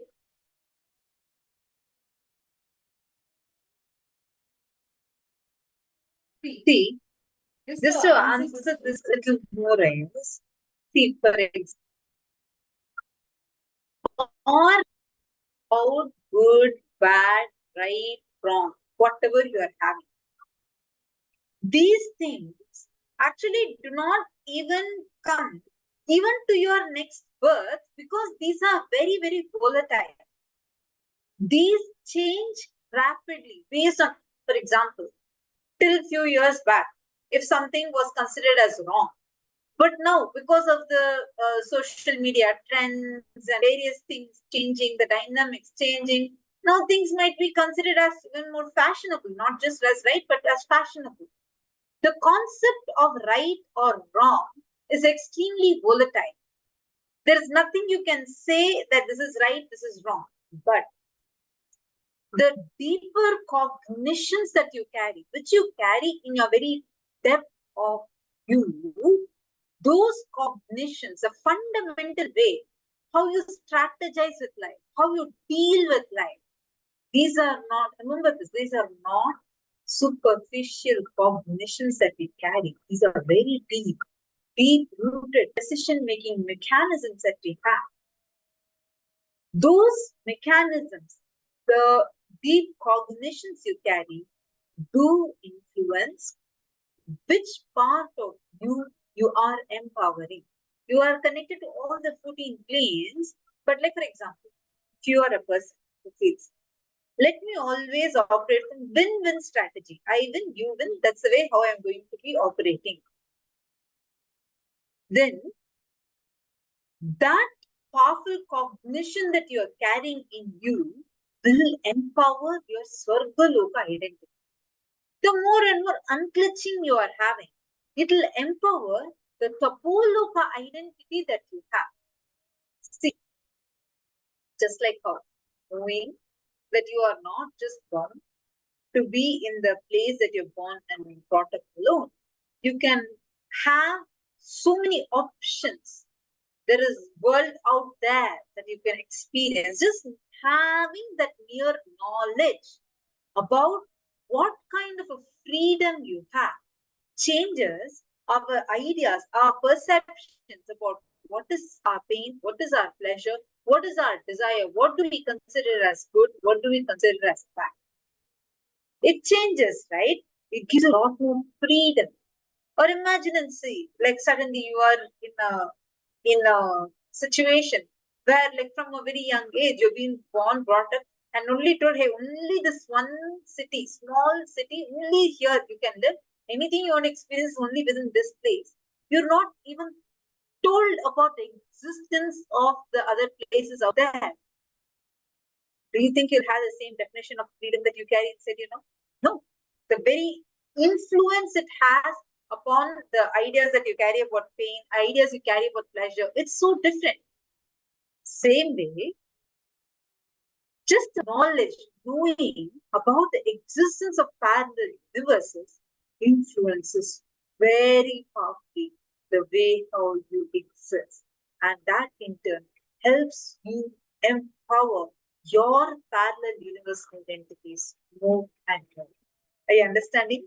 Shande here.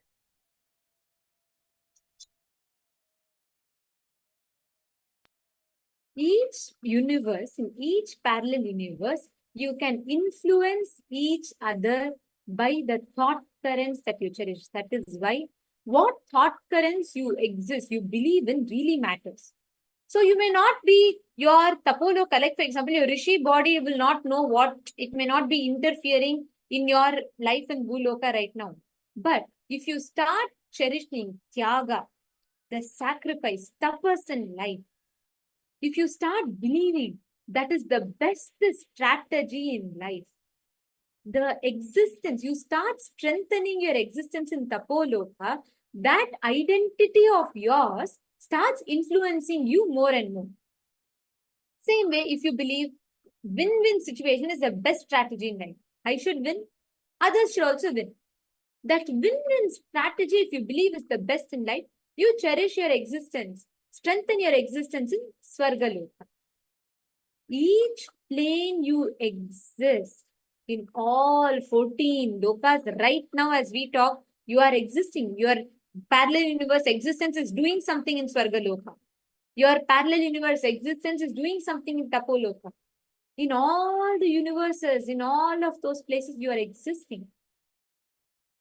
Understanding these vertical time zones opens up, changes the very identity you carry about you. It is like suddenly, if it is like if you are struggling to even earn your next meal, and suddenly if someone comes up to you and tells that you're the heir apparent to one of the billionaire industry and $1 billion industry, and you feel like what? And suddenly the whole identity you carry, the whole life, the choices, everything matures and changes. Same way, if you understand, you are not limited to just one country, one continent, no, not even one planet. You exist in all the 14 lokas. This is like what Swamiji has revealed changes the very idea or understanding and opinion you carry about these lokas. Actually, you all can see here in the picture. This is the like a brief, like a map of all the 14 lokas. So you can see the Jambu Dvipa, the main mountain in the center. Swamiji tells this is like the Meru's Thandila. This is like the spinal cord, the backbone which supports all the 14 lokas. So, like above that, around that is where Bhuloka exists. Then there is up Bhuvar Loka, Suvar Loka. So, Bhuvar Loka by itself does not have independent existence. Bhuvar Loka is like a not a physical realm. Swamiji tells it's more like an atmosphere layer. So, it's not a physical realm as such, Bhuvar Loka. Suvar Loka as well is the first parallel, that's like the first physical universe that exists. That is in the Suvar Loka. Like this, Bhur Loka, Bhuvar Loka, Suvar, Maha, Jana, Tapa, Brahma, Kailasa, Vaikunta, Sripuram, and Kailasa, and Maha Kailasa. In all these lokas, what current you believe as you, it will empower your existence. I'll tell you in each parallel universe what exactly happens. Listen carefully. In the Suvarloka, in the Swargaloka, all the denizens of heaven exist. Means in Swargaloka, all the gods, the demigods, basically like Agni, Indra, Varuna, Vayu, all the gods, the demigods exist in Swargaloka. So in Swargaloka, time does not tire you. You don't get tired by time. That is why in Swargaloka you have eternal youth. Nitya Yauvana, you have eternal youth, eternal life. Just above Swargaloka is Maharloka. And a fun fact about Maharloka is the largest universe in all 14 lokas. Like, even talking about this, right, for me, it is like too much. Just imagine, even knowing the little bit of information that we can understand from all the things that Swamiji revealed. It is like so mind-boggling for me. Now, when we experience it, what it will be like. Maharloka is where all the archives, it's like the archives department, you can say. It's where all the archives are stored. Like your lifetimes and, from the time started, from the time there were dinosaurs and everything to now, all the things in existence is recorded in the Maharloka. That Akashic records are archived and stored and kept in Maharloka. And in Maharloka, we have great rishis like Marichi and various different sages who exist. Maharloka, you will not have, when you travel to Maharloka, you will, all the self-doubt, self-hatred, self-denial, all of them are completely removed. So in Maharloka, you cannot entertain, no SDHDs can be there. If you travel to Maharloka, there's absolutely no ST. Right above Maharloka comes the Janaloka. Now, this is something you all need to know. Janaloka is where anyone from your family who has left the body, right? All of them go and reside in Janaloka. Like how we have universe, Milky Way galaxy, within that we have Jupiter, Saturn, and Earth and different lokas. Same way, in Janaloka, there are multiple lokas. So one such loka in Janaloka is Pitruloka. In that Pitruloka, all the ancestors live there. And in Janaloka, there is absolutely no violence. It is the most non-violent state of existence in Janaloka. Okay, Shawnaya has posted, some people say they can go to see Akashic records. Actually, yeah, Shawnaya, for all of us, for example, when Swamiji opens up the Akashic readings, Swamiji is giving, like, have you seen these concepts of stargates, portals, right? Which will help you, for example, if you watch the Interstellar movie, they show in all of that, they show these portals, right? They enter the wormholes, right? Same way, Swamiji literally creates a magnetic wormhole, bending time. It is a very, very amazing science. For all of you who are manifesting powers, understand we all are like, so cool about it, because for us, it's just a matter of sitting and connecting to Swamiji and things just happen. But the software and the process behind it is like, it is magnificent in its own right. It's phenomenal. Even to explain, I don't know if I'll do justice to it, but Swamiji literally creates that magnetic wormhole, and you access the Akashic reading in Maharloka through the portal called Swamiji. That is why for Akashic reading, you cannot see it anywhere. You need to have access through an incarnation who himself becomes that portal for us to connect and to be able to access the cosmic archives. Ma Grazina Maria is asking, has enlightened being or avatar, one of his bodies in Patala Loka or another lower lokas, as well to experience this lokas? Are you asking if enlightened beings also have in all the 14 lokas in the lower lokas? Actually, Ma Grazina Maria, yes. As everyone exists in all 14 lokas, but Swamiji very beautifully tells this. In each of the lokas, as for example, Paramashiva, he is available in all the dimensions, all the planes, all the lokas, accessible and connectable to people. And his quality of Paramashiva or Paramashivatva does not get influenced by any of the state, any of the lokas that he exists in. Actually, a very important thing Swamiji has revealed about this is how Paramashiva exists as the god Paramashiva for each of the lokas, for each of them to be able to connect in their own frequencies and worship him. The form is different in each loka. The way how Paramashiva exists as Paramashiva is different in each of the lokas.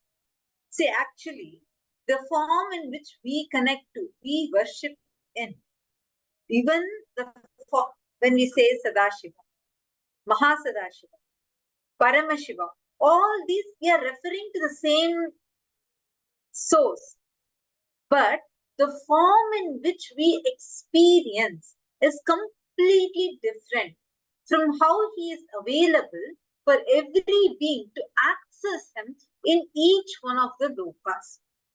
He exists, Paramashiva exists in all the lokas, but he is not bound by any of the lokas. And by connecting to Paramashiva, every loka has the ability to actually connect with Paramashiva. They have Paramashiva available based on how it is needed for them. Are you understanding? So Paramashiva is available there, accessible there, but just one difference is when in each one of those lokas, The way how Paramashiva exists, the form, the way how he is, the language that is used to communicate, all this is different. One thing that remains same, Swamiji will actually say, in one such Swamiji will say how, like how we see Swamiji now, right? He's there, available, accessible. But his form, the way he is here, is different in each of the lokas. So the form, how Swamiji is looking, how the form is, will be different. But the breath, the breathing is the same. The prana, breath is the same for all 14 lokas. So for all the 14 lokas, the breath is the same. And it is through that breath that all the 14 lokas are understanding. It's actually a very beautiful, very powerful revelation that Swamiji has given. Just understanding this, you will understand how, like one very powerful explanation Swamiji gives when Swamiji is revealing about Surya Siddhanta. And Swamiji was revealing about Surya Siddhanta, Swamiji will explain how. See, cosmic source, Paramashiva, he is reflecting into Parashiva and Aparashiva, and how that Parashiva is reflecting into Mahasadashiva, Mahasadashiva is reflecting into Sadashiva, and Sadashiva is reflecting into Shiva, for with whom we connect to. Same way, the sun that we experience is not the same sun as the main source sun, Surya, is not the one whom we connect to in the solar system. The one we are having in our solar system is called as Aditya. That is why when we chant in the shloka, we say Adityaya cha Somaya Mangalaya Vidaya cha. If we chant like this, because the sun that we have as sun, the source of that Aditya is Surya. The source of Surya is Bhagavan Sadashiva. The source of Bhagavan Sadashiva is Mahasadashiva. The source of Mahasadashiva is Parashiva. The source of Parashiva is Paramashiva. It's like the way the whole thing is, like honestly, you need to sit and cognize it more and more, meditate upon it. These are like direct revelations from Akashic records that Swamiji has given to us. This is the way how the 14 lokas, in the 14 lokas also, they're asking a beautiful question about even enlightened beings and avatars, right? See, you understood about Paramashiva. This is the revelation Swamiji told about Paramashiva. For each of the lokas, for example, there is a loka called as the Tapoloka, where various rishis, enlightened beings actually live. Actually, enlightenment is like a minimum requirement you need to have to even access these lokas. It's like you need enlightenment is not the ultimate in Hinduism. Enlightenment is like you need to be enlightened. That's it. Like, see how Swamiji trains us. Based on that enlightened space only, you can even connect to Swamiji. You connect to Swamiji in that oneness only each time. Because of that oneness, when you have that connection with Swamiji, only when you're established in that source of the first person in you, you are able to manifest powers. Enlightenment is actually not like an ultimate in Hinduism. The way how Swamiji revealed, it's like there's a fundamental requirement for you to even automatically experience all these, and you don't need to worry because you're connected to Swamiji. Enlightenment is a guarantee for us. And really you will experience enlightenment. Understand? That is the wonderful boon that we have because we are connected to Swamiji.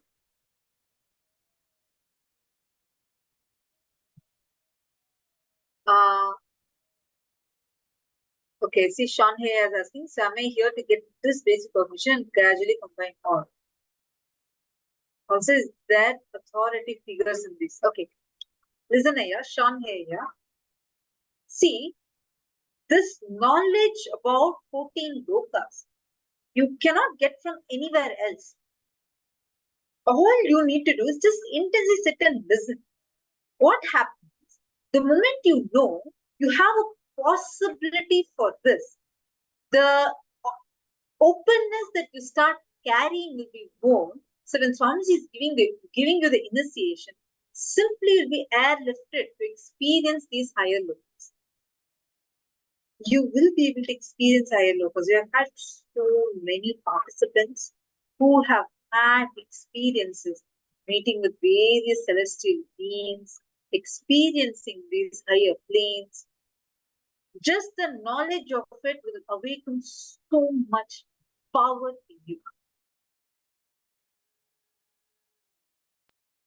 And actually understand in each of these planes right now, every plane, how you cherish and what you start experiencing, manifesting is in your hands. Right now, if you decide, you can start actually just if you reflect on all the conclusions you have made about yourself.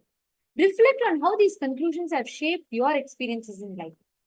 For example, look into your life and see what are your core strategies in life. How do you strategize your life when you make a decision? What thought current do you cherish the most? Is your thought current always based on, do you feel like always you make decisions with an insecurity? Or do you make decisions having the fundamental as tyaga? What is the thought current you cherish? Identify that. You will grasp which loka, the identity that you are strengthening the most. Please sit now. I request everyone, and if any of you have any further questions, please feel free to post. In the meanwhile, I request all the other participants to take a few minutes and write down, analyze, and look into yourself and see what is a thought current that you cherish the most. All the decisions in your life, what is the thought current that you decided from?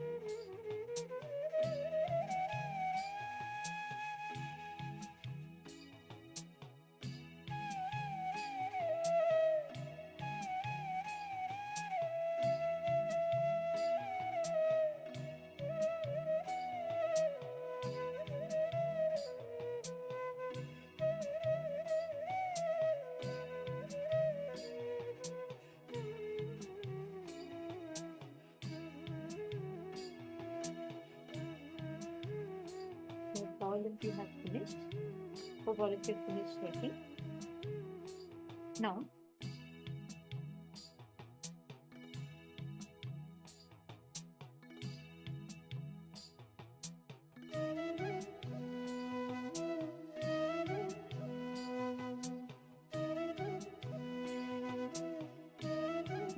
listen very carefully. All the participants present. You're going to be with this cognition. Now, what you understand? Decide to vibrate, reverberate with the right kind of thought currents that you cherish. When you start doing that, in each of the aspects, how you cognize, how you understand the cosmos, how the cosmos mirrors and reflects in you, all of that will change. Now, with this same cognition, I'm going to request all the participants, every one of you that I know, let us manifest power, right? I'm going to request all the participants. Now, from the same space, like how you can access the parallel universe, you can access different places within the planet Earth, any place that you want. You can just, by your will, you can access it. Like right now, wherever you are, you might be Shania, you might be in the US, and Teresa in Canada, each of you from different places. Understand, if you cognize, right now, we have our identity. We think you are this form, you are here in this place, this is the coordinates, and you operate based on that thought current, that logic. Listen carefully. If you cognize your consciousness, which exists everywhere, any place you want, you can access, you can know that information. That is what we're all going to be doing now in the power manifestation. I'm going to request every one of you to connect intensely to Swamiji right now. You can have your partner give you any place of their choice. You're going to scan and identify the exact place with the description that they're telling you. Scan, identify, and share it with them. I request each of you to please sit now and manifest this power intensely. Please chant the Mahavakya.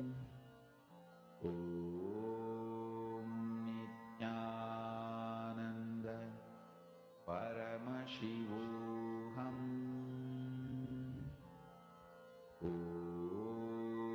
Nithyananda Paramashivoham Nithyananda Paramashivoham Nithyananda Paramashivoham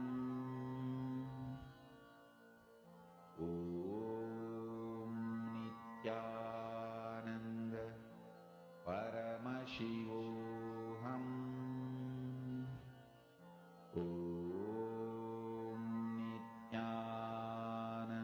Nithyananda Paramashivoham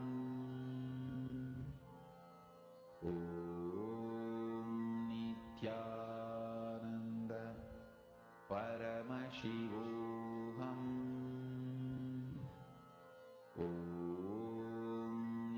Nithyananda Paramashivoham Nithyananda Paramashivoham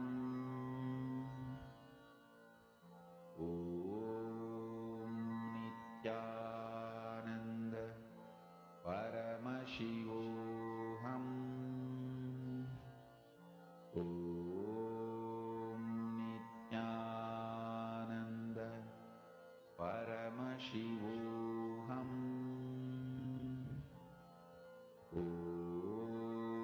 Nithyananda Paramashivoham Nithyananda Paramashivoham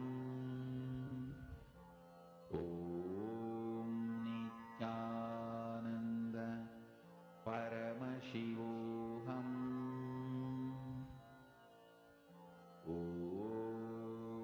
Nithyananda Paramashivoham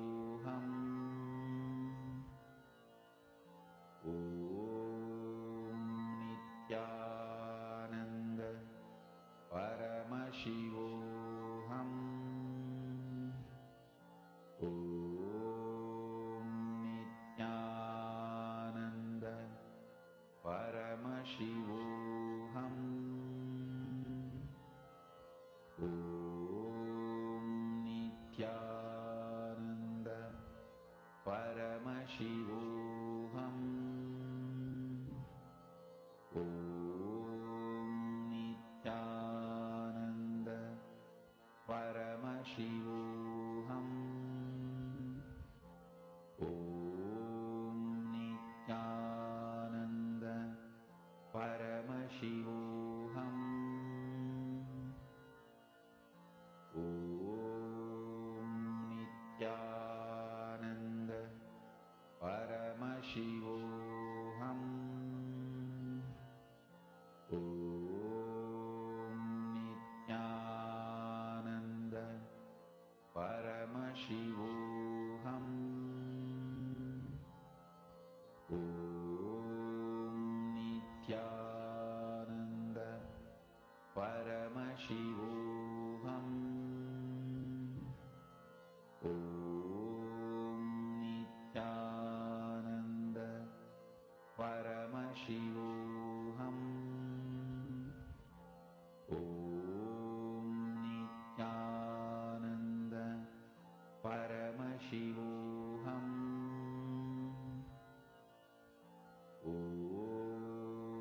Nithyananda Paramashivoham.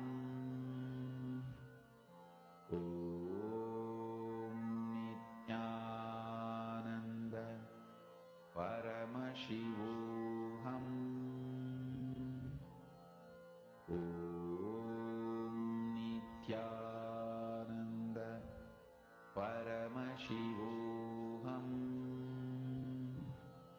Om Nithyananda Paramashivoham.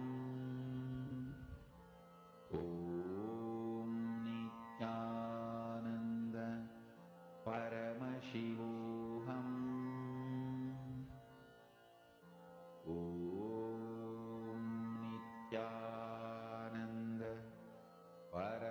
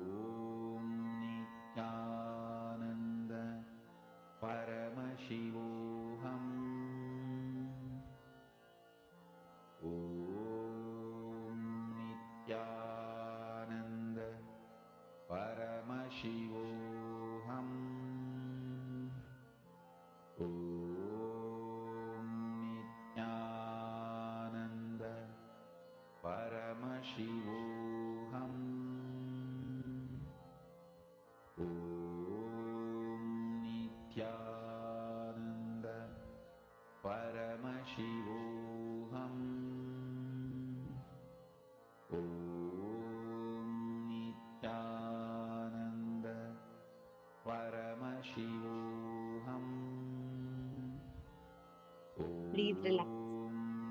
I request all the participants to now share how many of you have started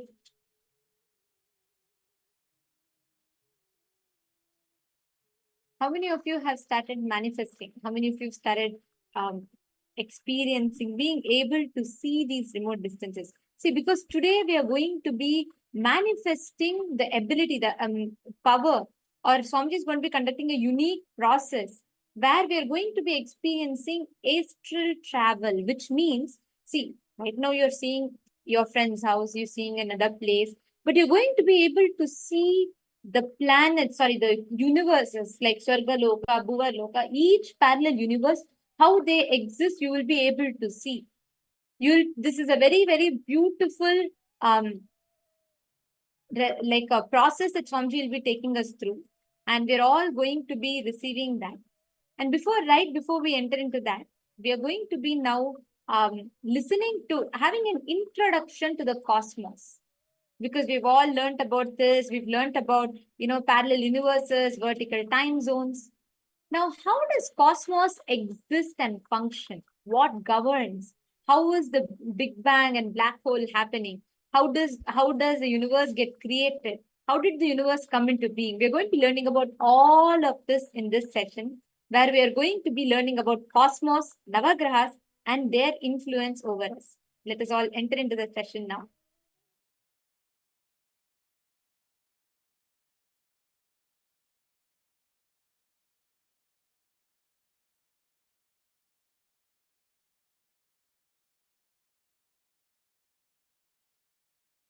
Listen. The moment I utter the word planets, I remember how my Guru, Paramashiva, taught and made me realize about the grahas in Pratyaksha Pramana. My Guru Arunagiri Yogeshwara, how he taught me this whole science as Pratyaksha Pramana. Still now I don't think I have spoken about it in public. First time I am going to talk. Understand? One day, I was sitting at the feet of Arunagiri Yogeshwara and he was talking about so many things, and suddenly the conversation turned into grahas. He spoke about navagrahas. I was looking at him so deeply. Literally everything he was revealing was getting into my system. So deep, like if he utters one word, like a condensed 1 petabyte material, information will be transformed into my system, transferred into my system. Listen.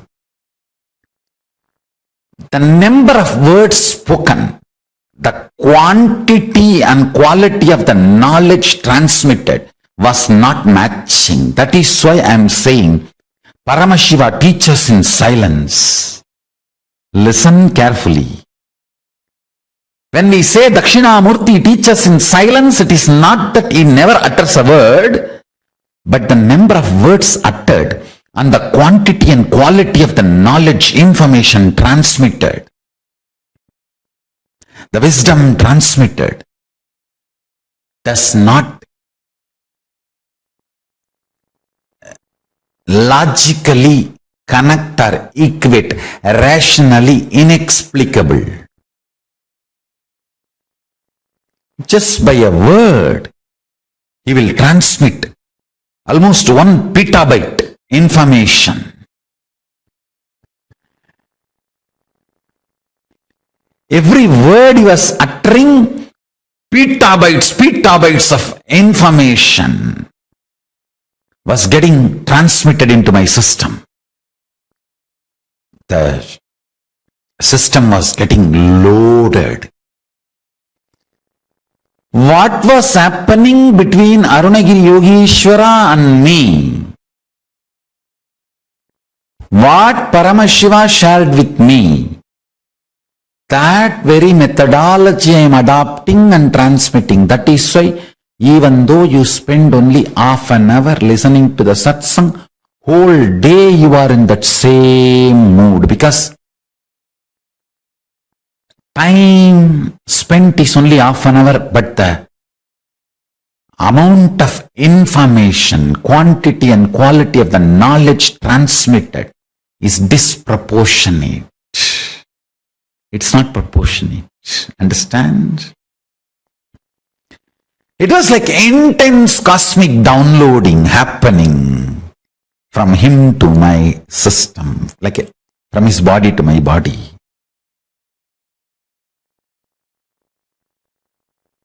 Suddenly, maybe the reasons known only to him, he decided to teach the whole science of Navagrahas, showing directly the grahas to me.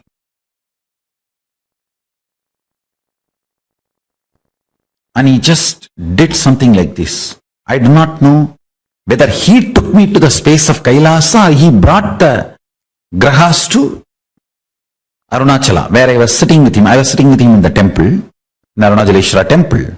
Whether he brought them here or he took me there, I do not know. But suddenly I saw like a chess coins all the Navagrahas, alive, living, moving. And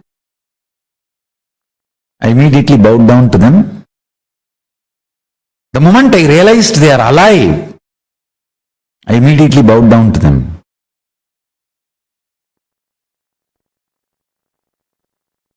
Because I bowed down, I remember very clearly that they were alive, not stone replica or a small toy. No. They were alive, breathing, smiling, fully conscious. Immediately I bowed down to them. The astronomical planets are not astrological planet energies. Even though number may be same, the astrological planets are energies. For example,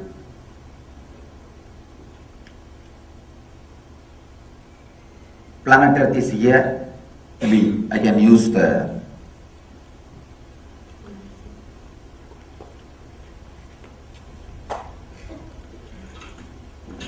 paper to draw and show you. This understanding will really help.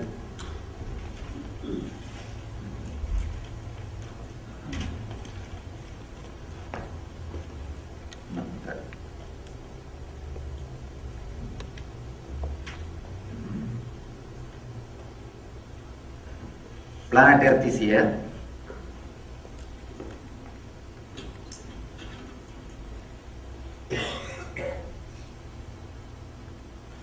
This is Sun. Different grahas are there.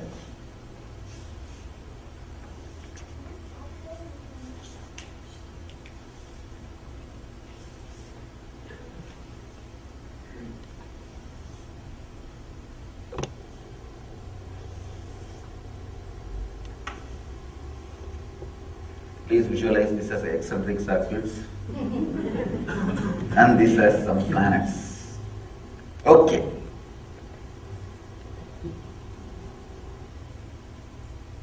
This is Sun.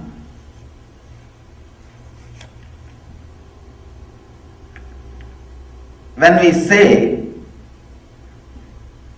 here in our temple, if you see, there will be 9 planetary energies. Statue deities will be there. They will be worshipping. When we say Sani Graha, that is not exactly Saturn. Consider this as a Saturn. A particular energy of pull and push is there always between the grahas. The energy which comes out of the Saturn does not completely come and influence the planet Earth. In between, something will be added, something will be deleted. Different energy clash will be there. For example, 100 unit push energy comes from the Saturn, and if 20 unit pulling energy comes from the Buddha, naturally it will be neutralized. It will become 80. And suddenly here you will see Shukra may add 30 unit, then it will become 110. When it reaches, by the time it reaches the planet Earth, it may get deviated for some time.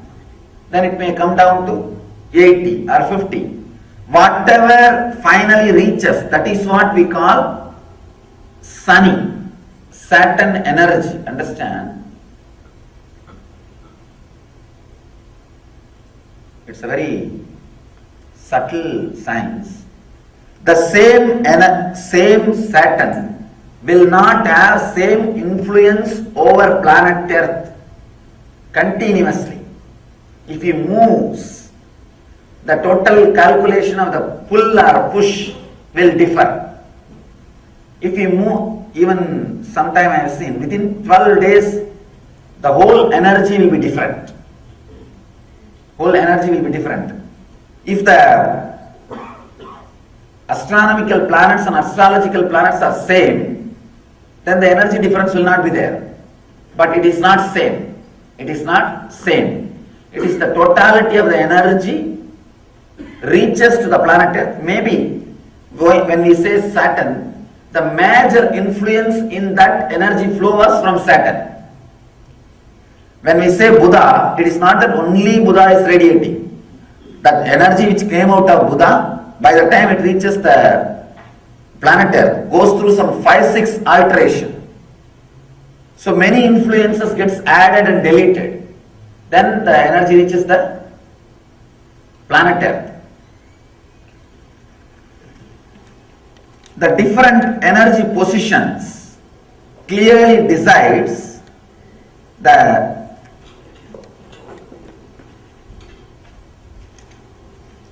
cosmic energy level during your birth, during the time of the birth. Based on that, we will be able to easily predict the course of your life.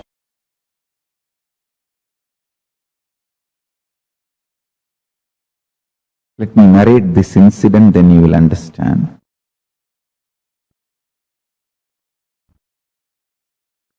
Once my guru was trying to teach me the Surya Siddhanta, means how the Panchanga can be predicted and penned down. He was trying to show how the sun is center and earth moves around the sun and moon is around the earth, and the whole structure, including the sun, moon, the whole thing is also moving.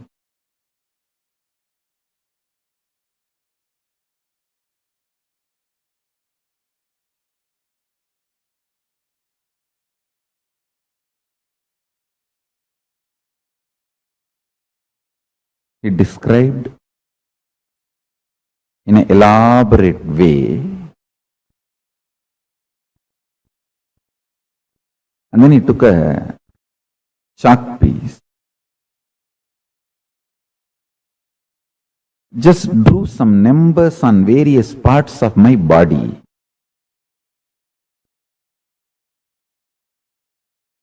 The numbers belong to each graha, is directly connected to our internal organs. Each graha influences one of our internal organ heavily. And he drew that numbers on my body, and he drew that same numbers on external, on the floor.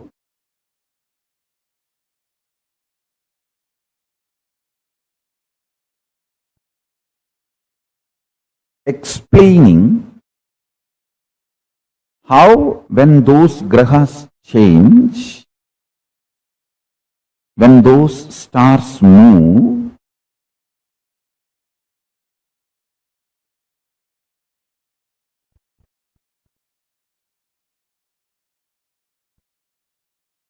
regular cosmic happenings like Amavasya, Purnima, how those things should be predicted are calculated. That is more like a calculation. It's not even prediction. But its influence on the humanity need to be predicted. Its influence on the individual's lives need to be predicted. My gurus were trying to map this whole science and explain this to me. I think almost the core fundamental structure of Jyotisha and Surya Siddhanta I am trying to explain.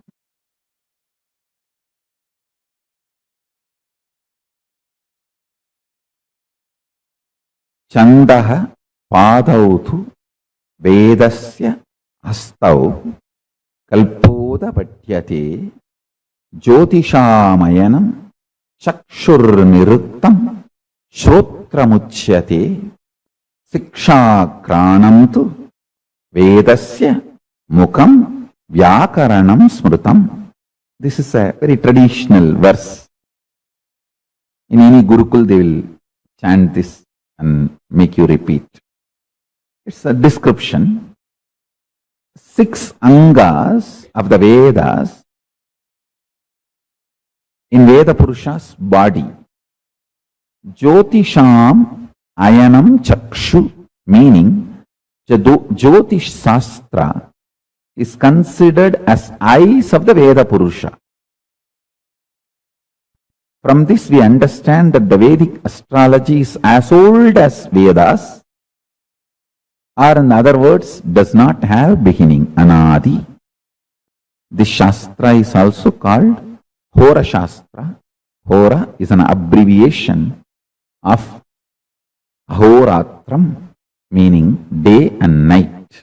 It means it is the systematic study of time and its components and parameters and its influence on physical, chemical, biological existence of what we know as life. Listen.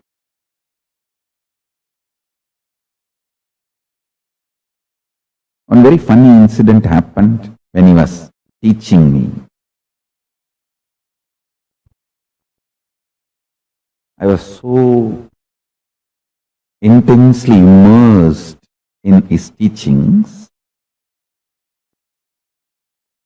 he was showing me, hey, this is Surya. This influences your brain thinking system. This is Rahu. He influences your liver. The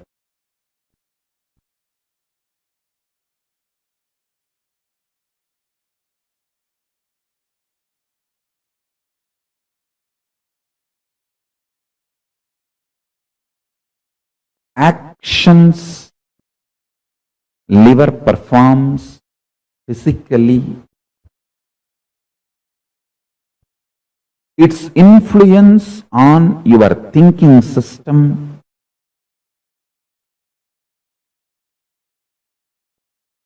everything, if you map it to the description of Rahu, it will absolutely match.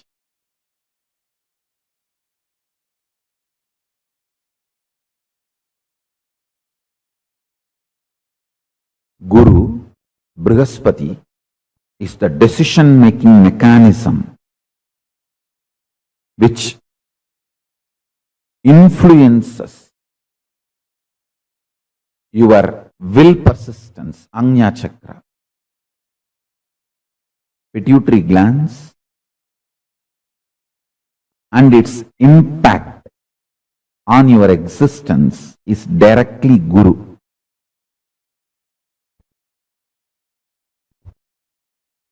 ஈர நேர்பட்டா ஆயுள் நீளும் தம்பி. In Tamil he said, if the liver is straightened out,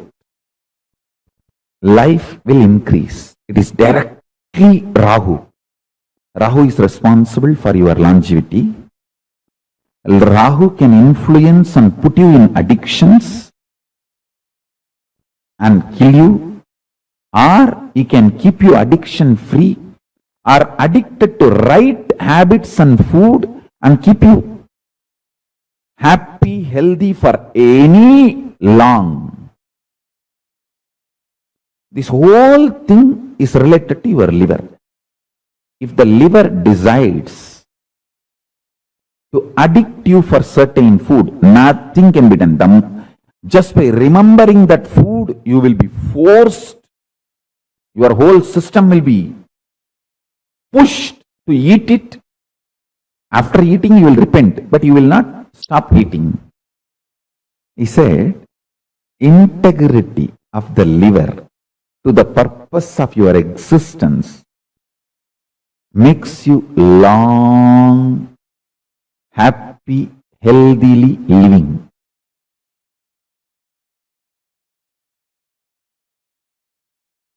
Because liver sends the signals about hunger and what kind of food you like, the taste, everything.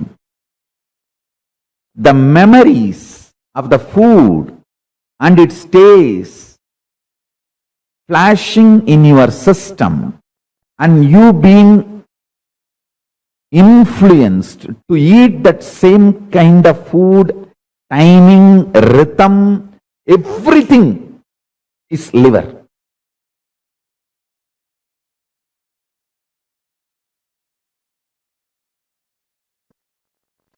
Whenever you manifest any powerful cognitions revealed by Paramashiva, compiled by Kapila, and be humble to the grahas. Grahas support you, protect you, liberate you from any malefic, evil, negative effects. Listen carefully. I am revealing the whole science. There are multiple powerful cognitions. Whenever you do samyama on any of the powerful cognition and manifest that powerful cognition as powers, and be humble to the grahas, means being humble to the grahas is what I call doing graha puja. Navagraha dosha santi nivarana pujas. Understand? That is the way you convey to them you are humble. Just because you are manifesting powers, powerful cognitions, you are not arrogant, you are humble. Understand? Be humble to Brahmanas. Be humble to animals. Be humble to grahas. Humbleness makes the grahas decide not to humiliate you. If you are humble, they will never humiliate you. Paramashiva reveals beautifully. Listen very carefully. Every graha is embodiment of certain powerful cognitions. If you decide to do samyama on those powerful cognitions and be humble to those grahas, all those malefic effects will be cleared. You will be blessed and showered. Navagraha dosha nivarana puja or Navagraha shanti homa or Navagraha pujas are all just to make you understand those powerful cognitions and make you practice humbleness. That's all. Rahu by himself is so powerful, he will not let you go to the Guru. He will delay it as much as he can.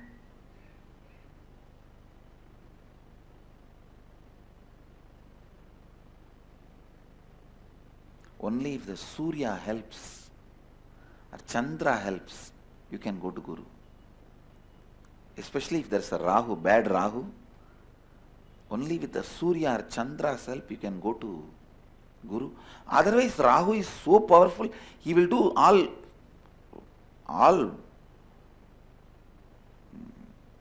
what to say, Rahu has no compassion. I have seen he will even break people's legs and hands so that they will not be able to travel and come to me. I have seen Rahu doing that. He will put them in some bondage. He will break their legs and hands. But I have always seen, in spite of all these problems, somehow if they reach the master, they are liberated. Because Rahu cannot stand in front of Guru. He just has to disappear. Understand, most of your Rahu is identity crisis. Related to your identity you want to play with.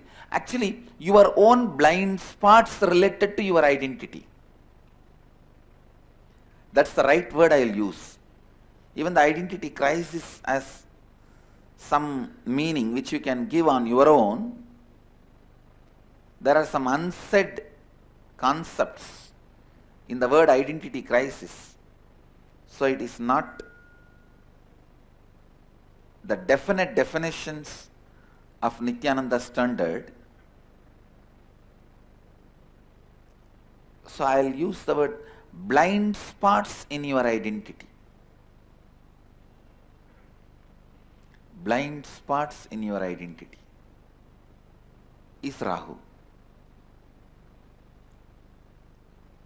Exposing yourself to your identity completely and completing is Ketu. That is why Ketu always leads to enlightenment.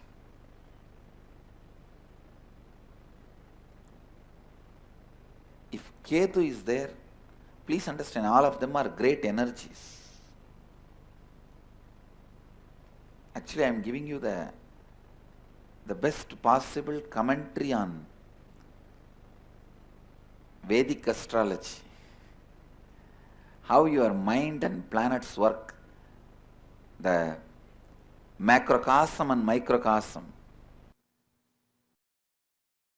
You made of 5 elements. Pancha Bhutas. Earth, water, fire, air, space. In Sanskrit, Prithvi, Appu, Agni,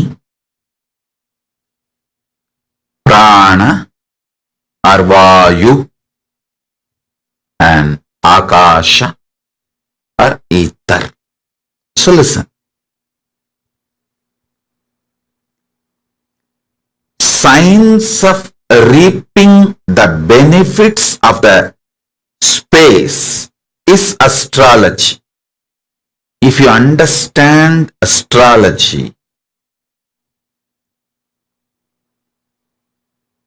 every day you can see success, because morning itself you will know in which direction if you put your energy, you will continuously get success. Listen, astrology is not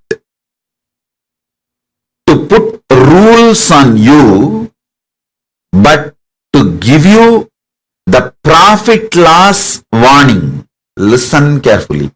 Look at astrology only as the secret insider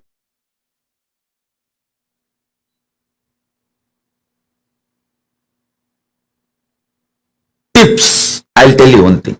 Understand this one example. In Wall Street Journal, what is going to happen tomorrow? Which stock is going to go up? Which is going to collapse? If you get the tip tonight itself, like an insider trading, what will happen? You will become billionaire in 24 hours. Same way, astrology is insider secrets of cosmos. Do not look at astrology as restrictive.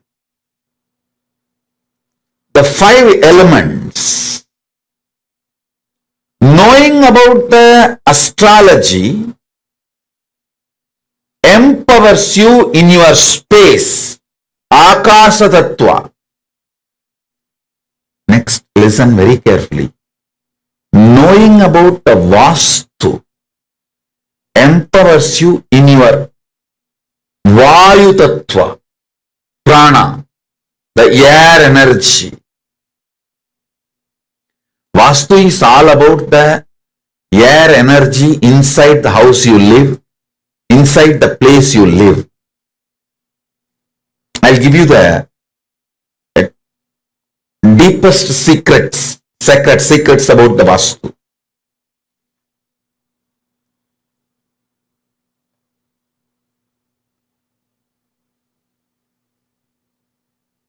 In your own house,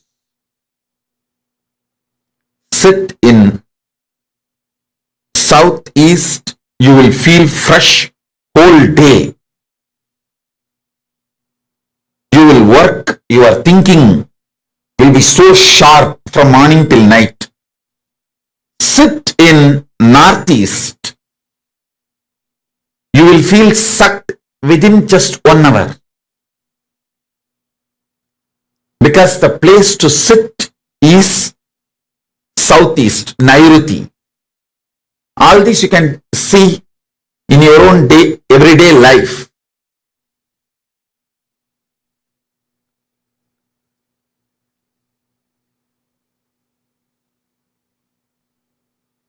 I'll give you more detailed secrets about the Vastu. Understand the fundamental. Vastu is all about the air, Vayu Tattva. Agni in you, the fire element in you can be mastered by the proper havans, yajnas, homas.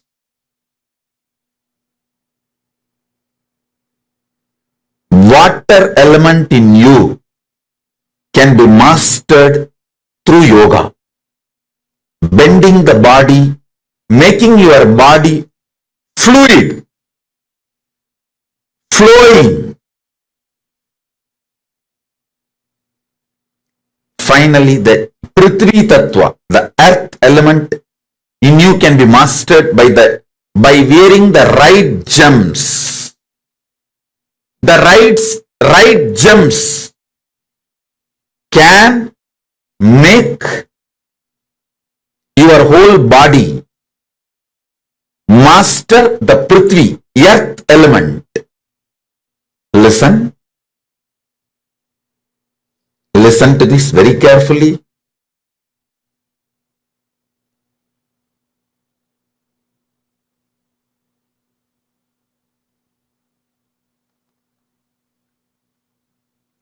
Astrology will empower you from Akasha. I'll give you some of the basic understanding. The sun. Let me bow down to Navagrahas. Receive their grace by praying to them, offering ourselves to them, requesting them to reveal themselves to us.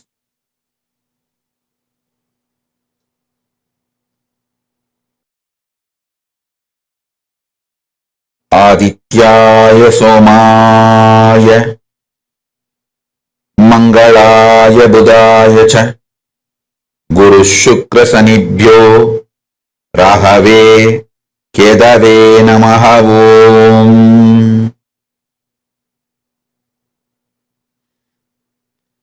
Adityaya Somaya Mangalaya Budaya Cha Guru Shukra Sanibhyo Rahave Kedave Namaha. Listen.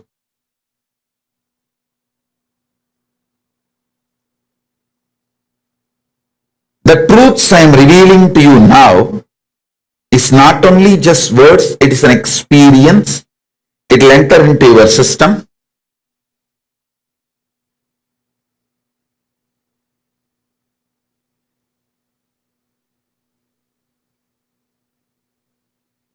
With the grace of Paramashiva, you will all be relieved from all the graha doshas, vastu doshas,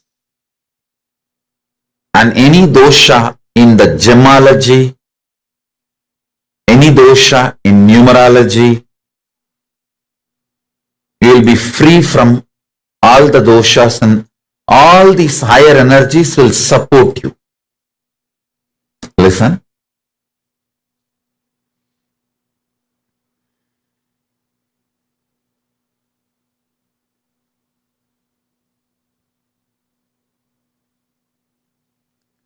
Sun, Aditya, sun energy is an enlightening energy.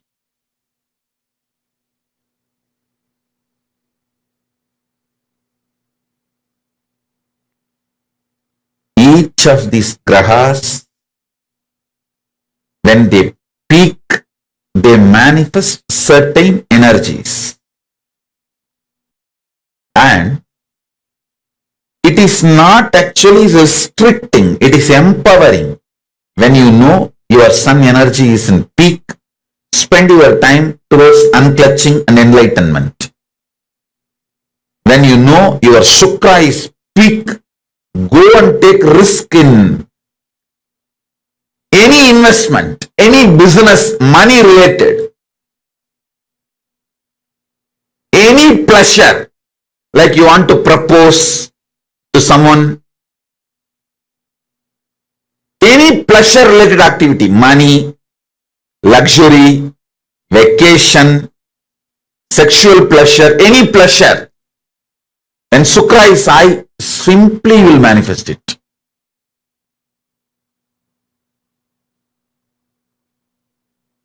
when Guru is high, all the right things you want to do, like you want to build a temple, or you want to build a ashram, you want to build KAILASA, or you want to build do some good activity. When Guru is high, it will be successful.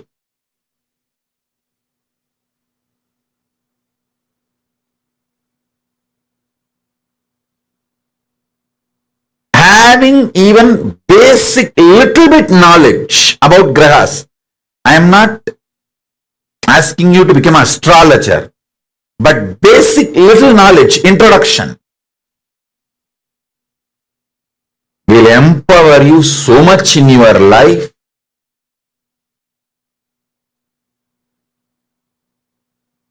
You will be so successful. Your efforts will not be wasted. You will have the maximum productivity in your life. Your whole day will be absolutely productive. Absolutely productive. I'm telling you,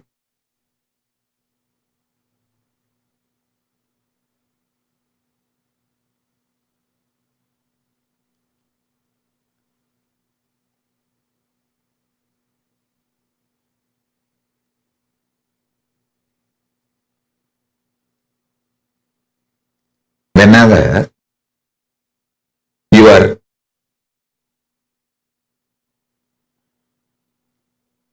Pingala means right side breathing is stronger than left side. Right nostril is more active than the left nostril. Sit and do planning, visualization, unclutching, all the creative things. Expansion plans. You will be successful because your brain will be able to cognize without blind spots. Listen, your ability to cognize something without blind spot is success. Why failure? Because your brain forgets to cognize the blind spots. I have seen so many people so deluded. When I give them some advice, hey, do this, don't do that, they think, it's okay, when it comes I will face it. Actually when it comes you won't be able to face it. But they don't listen. They don't listen. What to do? 10 years of their hard work, they will destroy it in 1 year. Or one decision, not even 1 year. One decision, the whole thing goes down the drain.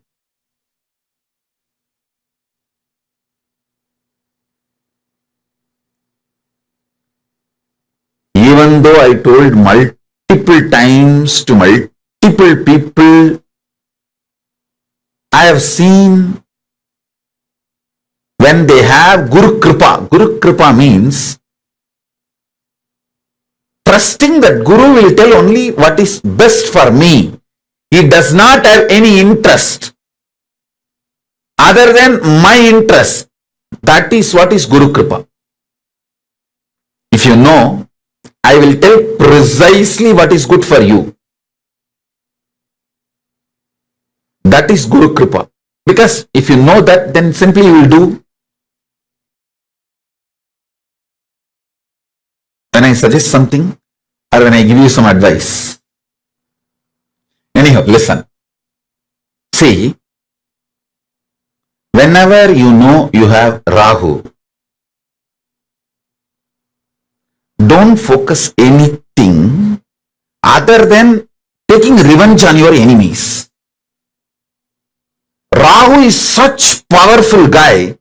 When Rahu is holding your brain, whoever you think about in your brain, you will finish them off. Understand? See, always people were thinking Rahu Dasa is bad. Rahu is bad. No! Rahu will destroy all your enemies. See, when Rahu is possessing your brain, Rahu is high on you, just remember your boss, manager, whoever you want to take revenge. Nothing else is required. He will finish them. And so much things will be cleared for you to proceed further. You don't need to take revenge on people. Just wait for Rahu to possess your brain. That time just think about them. See, when Guru is high, don't try to attack your enemies. You will fail. When Rahu is high, you don't even need to attack your enemies. Just remember these are the fellows, your enemies in your brain. When you see Rahu does not have any sense of direction. He is extreme violence. He doesn't have a reason, logic. Anybody you keep in front of him, he will kill them. He will destroy them. So whenever Rahu is high, don't sit and do business plan. No. Just pray to Rahu. Rahu, I know you are high on me.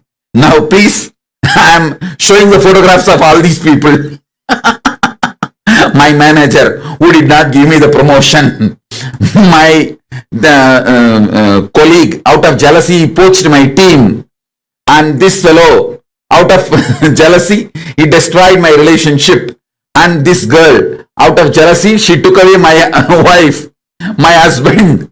And all those people, you keep them in the stock when Rahu is high on your energy, which is supposed to be the bad time. All astrologers will tell you, oh, when Rahu is high, just keep quiet, don't do anything. I tell you the secret. When Rahu is high, meditate on all those fellows whom you need to destroy.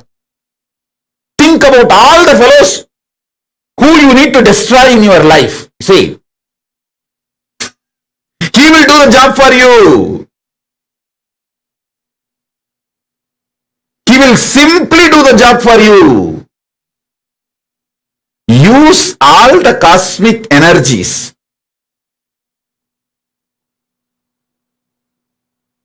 Use all the cosmic energies for your success. That's all. Ketu is absolute compassionate. Whenever Ketu energy is high, build new relationship. Hire more people for your team. Make new friends for your life. If you want to start a new relationship, start new relationship. All the compassionate, love, expansion, knowledge-centric, creative, do when Ketu is high. When Ketu is high, he will do everything knowledge-centric. When Ketu is high, even if you want to buy one house, suddenly you will see the same house will come with at least 25 more acres free of cost. If you want to buy 20 acre, for the same cost, you will get 2000 acre. Ketu is that kind of person, that kind of energy. Please be very clear. Rahu is bad only if you show your head to him. If you show your enemy's head to him, Rahu is good for you.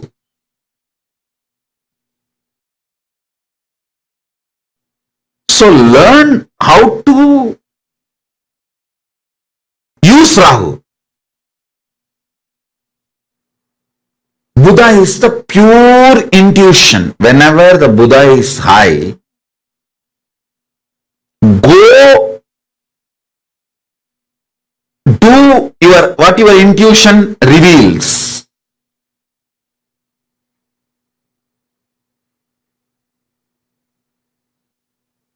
Listen.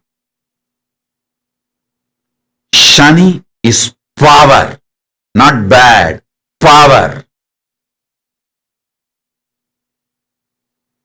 And pure honesty and authenticity. Sunny will actually expose you to you. That is why he is called Dharmakaraka, who teaches Dharma, righteousness.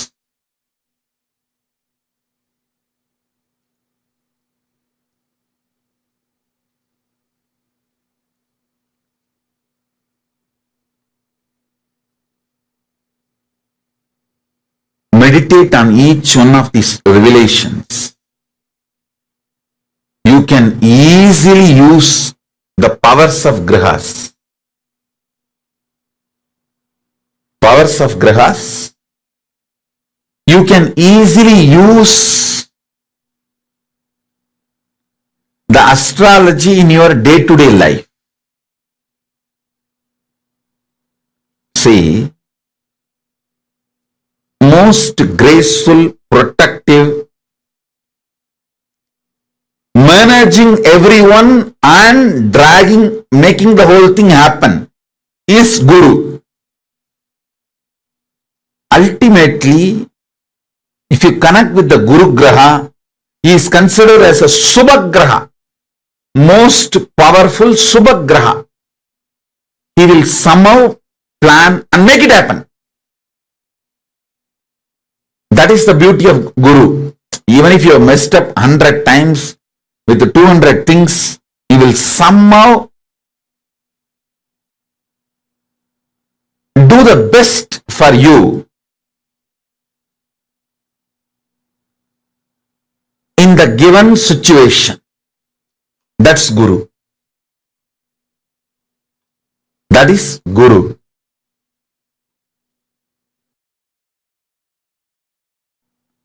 Listen.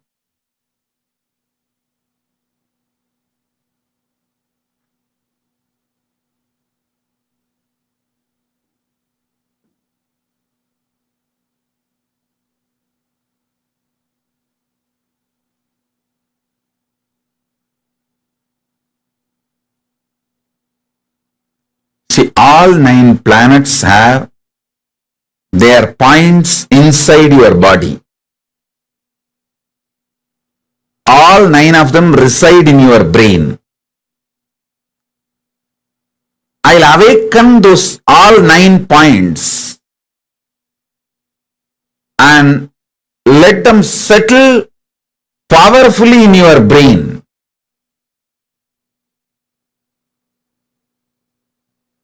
Not only they will all give you grace, powers, they will also tell you how to use them for your life in a best way.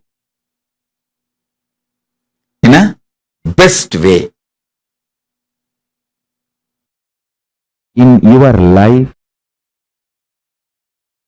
if you start understanding your every plan is aligned to the cosmic plane, simply planets will make them into reality. Anything which is not aligned to the cosmic plane, you will automatically drop them without any delusion or pain or confusion. I want you to know, dropping your plans is not something difficult or new for you. You always think, oh, dropping my plans is like literally taking me away from me. No. You have done billions of stupid plans in your life, and you should feel blessed that they all have not become reality. So dropping your plans is not something, most of the time you not only drop, you even forget your plans. In a way, that is a blessing.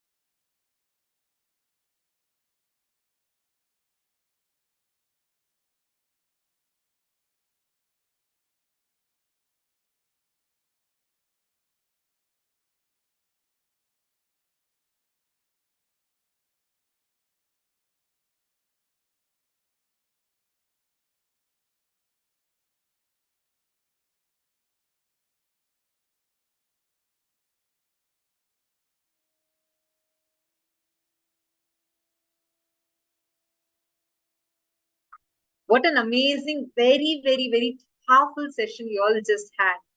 The revelation about how the whole cosmos is understand.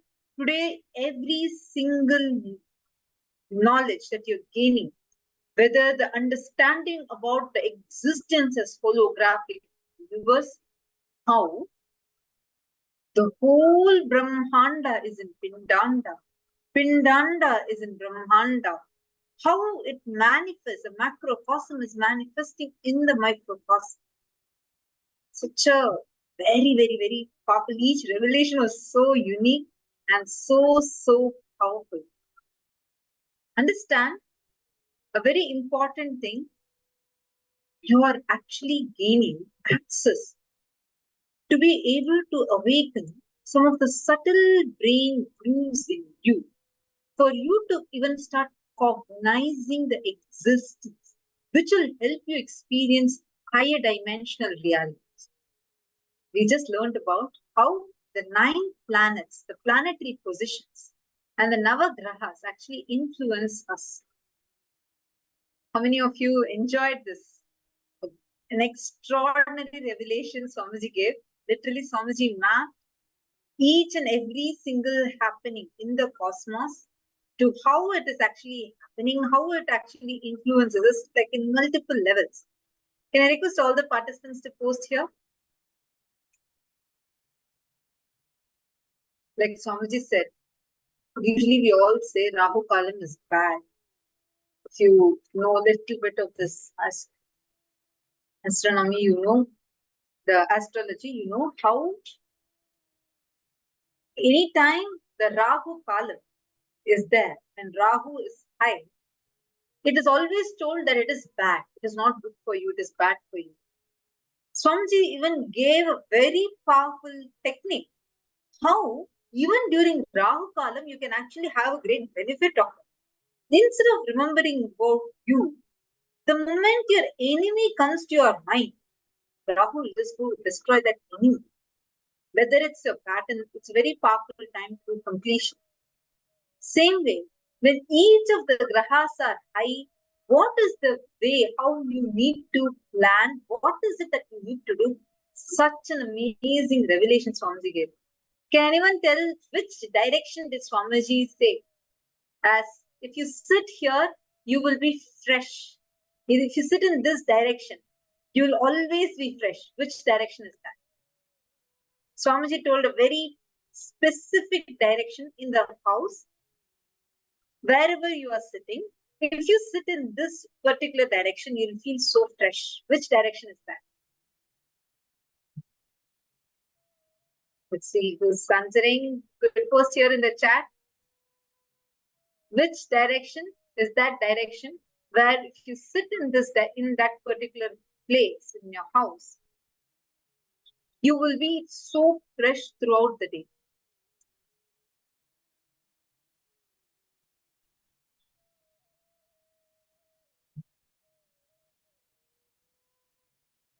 Okay, Grazina Maria is saying, I'm confused now. How to relate to this suggestion to destroy our enemies using Rahu's energy? Isn't it cosmic violence? Could you explain? Thank you for this beautiful question, Grazina Maria. First and foremost thing, cosmos. It is not a template. See, first we need to understand. Life is the most hard. Whatever happens to you is absolutely hard. Anything that has happened ever to you till now, it's always for something that is auspicious. Life is extremely auspicious. This is the first thing. Second, this is only a guide for you to utilize the tools as per your needs. See, when you remember your enemy, Swamiji actually said, this is the best time to do completion. So it's not just your external enemy, it is your internal enemies too. And when you are having your life. It is not that no one is living without enemies. There are so many people who are still having enemies, enmity, struggling to be able to drop it. And this time, the time frame during this time can be utilized and being useful for them. We have in Hinduism, we have Hindu rituals that are called Shatru Samhara Homas, which is basically Shatru means enemy, Samhara means destruction. Shatru Samhara Homas are conducted, and these will not be for like causing any like specific physical harm to the enemies. No, this is two things. One, it will destroy the enemy. The enemy, whoever is your enemy, they will get the fruit of their karmas in a ferocious manner. Understand?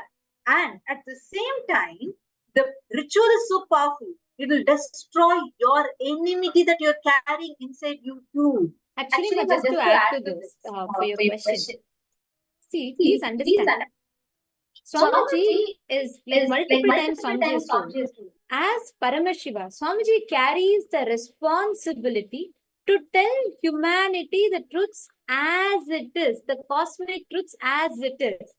That is why we're all like really blessed, because people in this time where people like sugarcoat, trying to be, appealing to the society, Swamiji reveals the truth, cosmic truths, unadulterated as it is.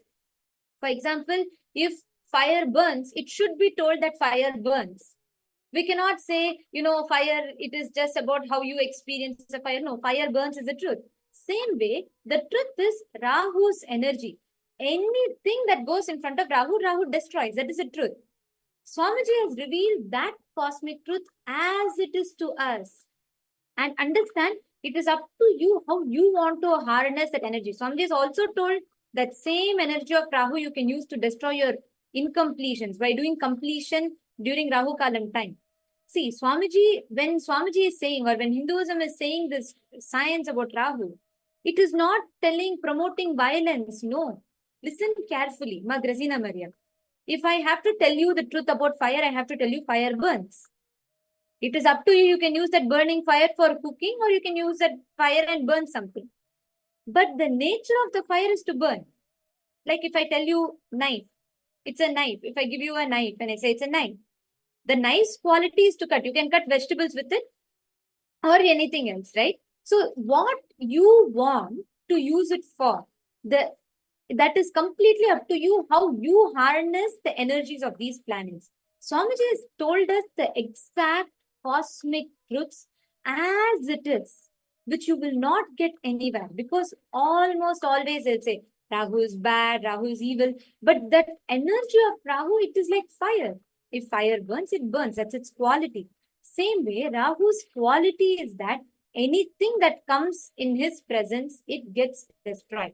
Anything that comes in the presence of Rahu gets destroyed. Now, you can be intelligent to use that energy, harness that energy based on the suggestion that Swamiji said, which is sit and do completion. Destroy all the internal enemies, internal enmity, the patterns in you in Rahu Kalam. So the best part is Swamiji is giving us both. He's telling us the truth exactly as it is, without any kind of changing, any kind of an alteration or sugar coating. And at the same time, Swamiji is giving to us also the best way how we as human beings can harness them. Like for example, Shukra. Like Swamiji told, when Shukra is at peak, go on investing. Like that, when Rahu is at his peak, he is the energy of anything that comes, he'll destroy. Without thinking, he will destroy. So you can harness that energy to destroy all the internal enmity, that patterns that exist in you. Are you catching it? Magrazina, you should feel, understand, you are really blessed. You're getting to hear these cosmic truths directly from the source, from Swamiji himself, from Paramashiva himself. So you're getting the most raw, authentic truths as it is being revealed. So now Swamiji has told us a science. It's up to us how we harness each of these powers, each of these energies of the planets, and how you use these signs. So this is an amazing revelation from Swamiji. So I hope this answers your question, right? If you're understanding, do post in the chat. So there is no promotion of violence in it. There is no cosmic violence in it. In fact, it is complete compassion of the cosmos that we get to know these truths as it is happening, as it is, as the nature of each of the things we are knowing, so we can use it, harness it for our purposes. Okay. Thank you, Ma. I see your message. Ma Purushananda is saying, I've never heard any of these raw truths of wide spectrum Hinduism as Swamiji has. Exactly, Ma. That is why we are all blessed. Because if you see, like, go on YouTube and search all the so-called modern, like, preachers or motivational gurus, they all give very sugar-coated version that is appealing to the society, that is safe, like that all the secular gurus, right? They're all like so secular, want to be so safe, and that's why they give it in sugar-coated, polished way. Swamiji is like direct, honest, authentic. Honest and all is like too small a word. Authentic truths as it is happening, Swamiji is revealed to us. So we are really blessed that we have this truth. Now, you can use it to harness it for your, these grahas are energies. For example, if the influence of Shani Graha is on you, you can use it, harness that energy of that Graha to restore your integrity in all aspects of life. Normally people say, if Shani is there, everything will get destroyed. No, that is a lie that is told to us. Like Swamiji told, Shani is the most, he is the integrated God. He holds you accountable for your actions. He has no, like he doesn't bother about how you think about him. He holds you accountable for your actions. So now you know that truth. You can use the time when Shani is at its peak to do all the actions that restores your integrity, to review all your blind spots and align your integrity back. Same way in every aspect of your life. When sun is at its peak, using the energy of the sun to unclutch, to connect to all the subtle truths about the cosmos. That is one option, one way you can use it. Each of these aspects, you can harness the grahas, you can harness the experience that you want in each of these layers. Can I request every one of you to post your understandings? Ma Lita, Ma Tanya Devarne, Ma Pratyangira, Ma Jnanaswarupini, Ma Kalahantrika, Ma Jyotikonda, Ma Saroj. I request every one of you to post your understandings. And if any of you have any questions, particularly about the Navagrahas, what Swamiji revealed now, please feel free to post and do not think anything is so small, silly. No. Everything is a deep truth. You have to know directly from the source, which is what Swamiji is revealed. Okay, so Shranaya is asking, what does Swamiji mean when Swamiji says Rahu is strong? Is it when the sun is beside it? For example, my Rahu is in Gemini when it is time to use, or when is it the time to use Rahu? How to know when the influence is on you? So, yeah, see, like Swamiji reveals beautifully, at the time of your birth, right, when you are born, based on the influence of, see, currently, every moment of your life, these grahas are different energies. At every moment, based on your geography, based on your the location, everything, you carry a certain influence over the planets. The planets, the grahas carry certain influence over you. It happens both ways. You carry certain influence over the planets carry certain influence over you. So at the time of the birth, the coordinates of all the grahas, where exactly they are, their energy influence on you, based on of it, a blueprint is drawn. That blueprint is your horoscope. Hinduism, there's a beautiful this thing called Hora Shastra. Swamiji has elaborately spoken about it. And that Hora Shastra has the exact blueprint of when you are born, what influence is high in you. And studying your Jataka, you will be able to know. First, let's understand a little in detail about this very terminology, graha. Listen, graha is not planet. The term graha that we refer to here, it is not a physical planet. For example, when we say, oh, the Mars position is high for you, does not mean the position of planet Mars is high for you. How is that possible that, let's say we both sitting right next to each other, we have completely different horoscopes. The influence that the Mars has on me would be different from the influence that it has on her, right? That's why you have so many, like, it's impossible that such a huge planet can have different influences over this people sitting right next to each other. How is that possible? Swamiji gives an amazing revelation about this. Swamiji revealed how. See, what is gravity? Gravity is not just the force of Earth pulling all the objects towards it. No. Gravity is the force that's exerted by two objects on each other. You do have certain influence on Earth. Earth does have certain influence on you. This is just one example of gravitational force. Every object that has a certain mass has an influence on another object that has certain mass. We learn about this in physics. When you learn about momentum, you learn about gravity, you learn about this, how the mass that you have and if another object has, how two objects have certain influence over each other. Similarly, there are certain influences that each of the planets have over you and you have over the planet. The moment your body, like the moment you come out of your mother's womb, when the body is coming in contact with air, that is the time life enters the body.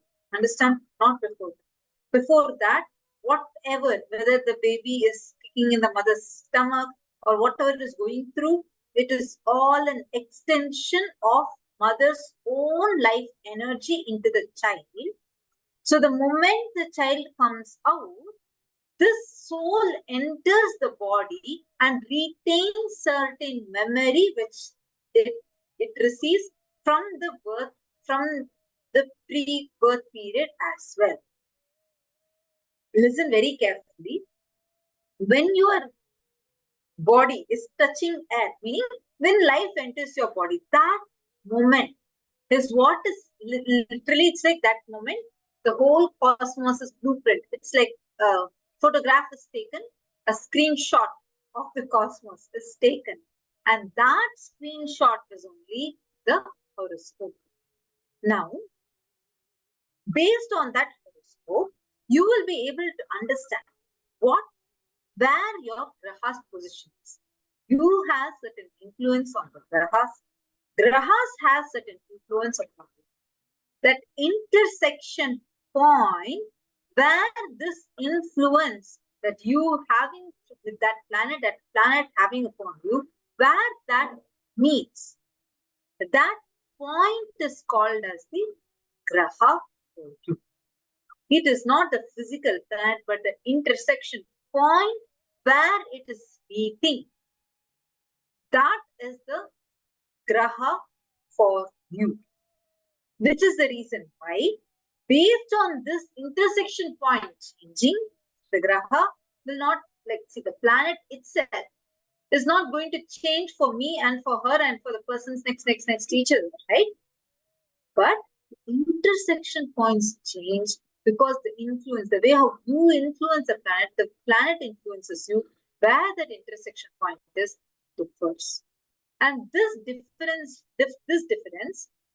along with the various other coordinates that are there based on your birth chart, determines how and when certain energies are at its peak, certain energies are at its low.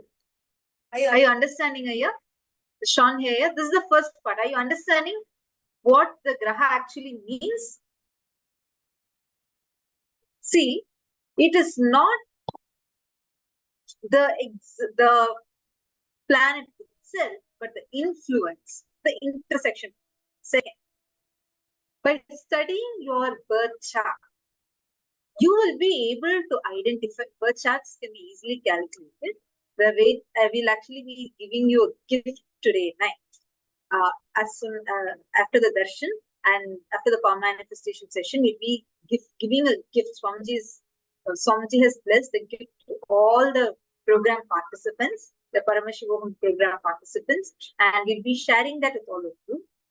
We are going to be sharing a set of books that will help you to identify these basic principles of how the planetary positions function based upon how your birth chart is. Your birth timings, and there are a few factors like this based on which the full birth chart can be generated. Based on that birth chart, specific to you, the peak of a certain graha and all can be studied. Second, apart from this, there are timings where for everyone, like for example, the Pradosha Kalam that happens every Trayodashi, just every Trayodashi, there is a Pradosha Kalam, and this is usually starting from 4:30 p.m. to 6 p.m. 6:30 p.m. Within this range, there's Pradosha Kalam, and this is like a time where it's extremely auspicious for everyone. Same way, there are certain times when Rahu Kalam happens, and this time Rahu is peak for everyone. So that is, this can be calculated using a pancham. Actually, where to get these resources, how to calculate, we'll be providing that material to you today. So make sure you are staying tuned. We'll be sharing that as a gift. And in that, you will be able to calculate and identify. You're asking when to utilize it. The birth chart, based on studying how your birth chart is, seeing what today, like for example, today what graha is at peak, or when is a certain graha coming at its peak, and today's revelations that Swami gave, based on that, you can strategize your life. For example, if you are buying your property, make sure you're doing it when Buddha is high. Same way, if you want to do some intense completion, you want to break free from your root pattern, do it when whenever it is Rahu Kalam, sit and do completion, or when Surya is high, sit and do the completion process.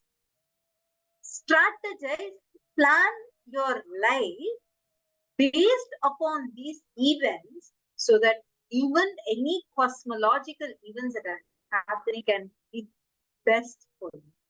What an amazing blessing we all are receiving. Wow.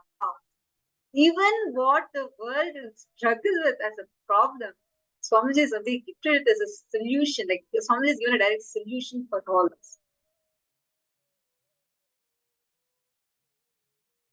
Actually, if we just understand the science, how this Navagrahas is, each of these grahas, the planets and planetary positions, the way you understand about them, how you cognize and relate and allow them to influence your life, you will see currently it is like, because we do not have the knowledge, we don't know when what is influencing us, and that becomes the problem.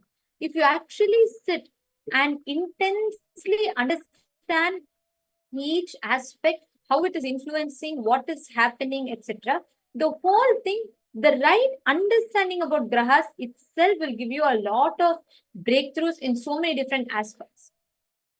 And today, all the participants that are here, we are going to be having a very unique initiation and process where you're going to be traveling to the vertical time zones, the parallel universes, and you're going to be learning so much more. So, right before we all enter into the initiation, we are going to be entering into a very short session where you're going to be understanding about Linga Murti, the form of Paramashiva that we are all having the darshan of today. We have understood from morning till now very, very elaborately about how the whole cosmos manifests in us. We understood about the 5 forces. We all listened about vertical time zones, parallel universes. We had an introduction to Navagrahas, and now we are going to be understanding about the source of the entire cosmos, the Big Bang. How did the Big Bang happen? And how did the entire thing come into existence? We are going to be learning about Bhagavan Link. It is all entering into the session.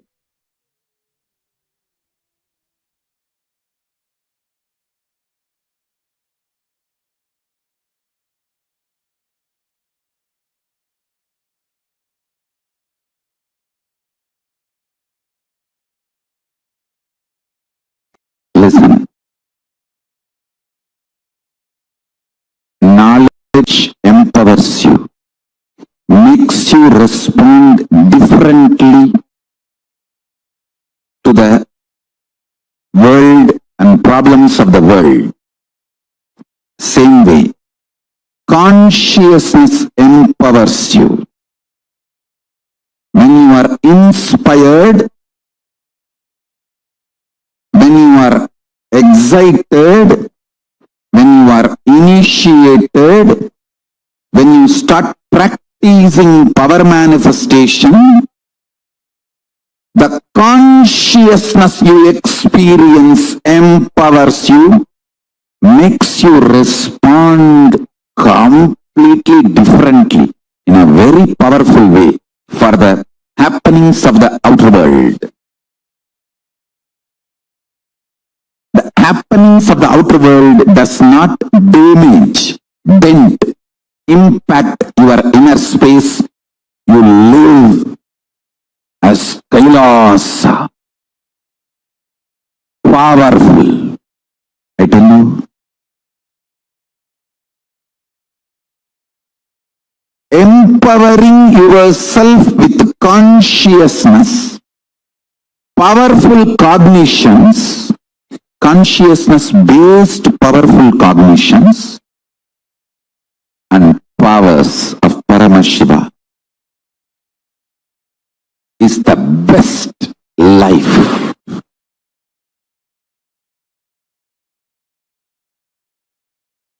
I am from the tradition, ecosystem which gave books like Surya Siddhanta. Understand? I want to tell you. For thousands of years we know the cosmos more than any scientist in the modern day. For thousands of years we know all these great truths. Our lifestyle was established on all these great truths. Any simple priest doing puja in a village temple in India who does the Sankalpa mantra, who knows absolutely more truths about the cosmos than many modern day scientists. Because the Sankalpa mantra, the Mahasankalpa mantra, he should know biography of the whole universe and geography, where he is sitting, and the cosmology, how the whole thing is functioning, and mainly the relationship between these three for his present moment of when he is performing, conducting this sacred ritual. The whole thing he has to know. Only then he can do Mahasankalpa.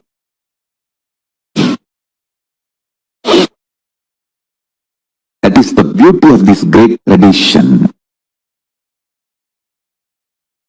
Linga means the pure form of Paramashiva. The formless form of Paramashiva is Linga. Shivalinga. Listen carefully. Now, I'll give you this basic few understandings. Each act of Mahadeva is worshipped as one deity, one god.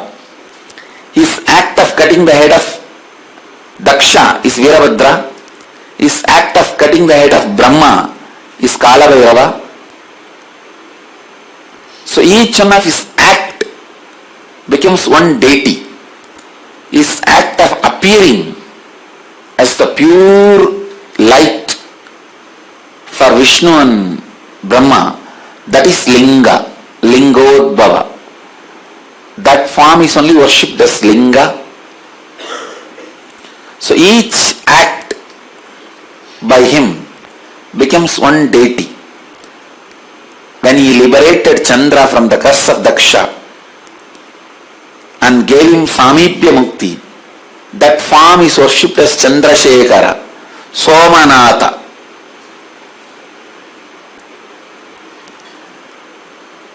The Shivalinga worshipped by Chandra and got liberation. That temple is near Tiruvarur. After the liberation, Samipya Mukti, he received. The temple he built is Gujarat Somanatham.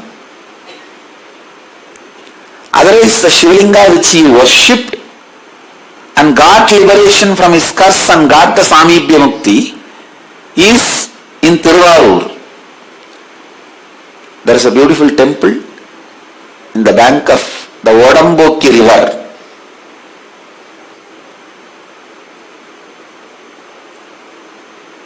In Tiruvarur, that temple only where Chandra worshipped Mahadeva and had liberation from the curse of Daksha and achieved Samipya Mukti. Once he achieved Samipya Mukti, he wanted to build a temple out of gratitude with all the grandeur to show his glory. That is why he built Somanatha temple. But there was an element of idea that he wanted to show his glory. That is the reason the temple has to be broken 16 times, like 16 kalas. Each time one kala of his ego was broken. Now the temple which remains is purely Mahadeva's grace. All contribution of Chandra is gone.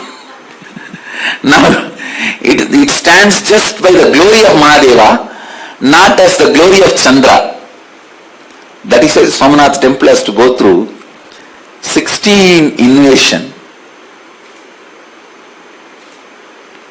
You guys may be thinking why it has to go through so much of invasion. Because the builder has little arrogance of his own, incompletion of his own. Each of the 64 manifestations of Paramashiva is one expression, one superconscious manifestation, one of the superconscious mutation of Paramashiva in his various manifestations. I should say superconscious mutation manifestation of Paramashiva is countless.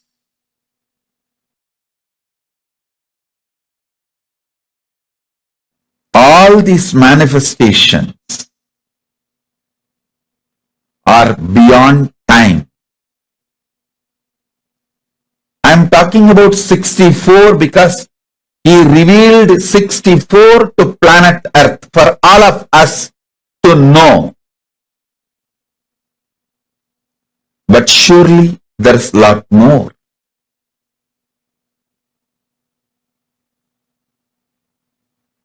For all of us, what we need to know is revealed.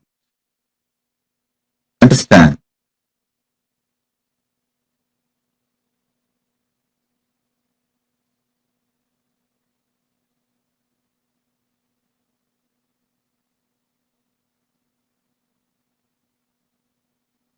First, meditate and try to understand there is a space without past, present, future, just is.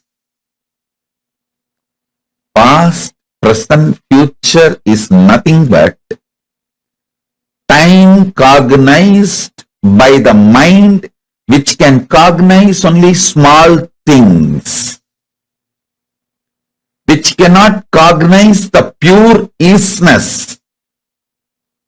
When you are agitated and restless inside, you cognize only small things. Kanda, kanda, kanda. Small, small, small. When you are peaceful, unclutched, powerful inside, you see akanda, unbroken, which is no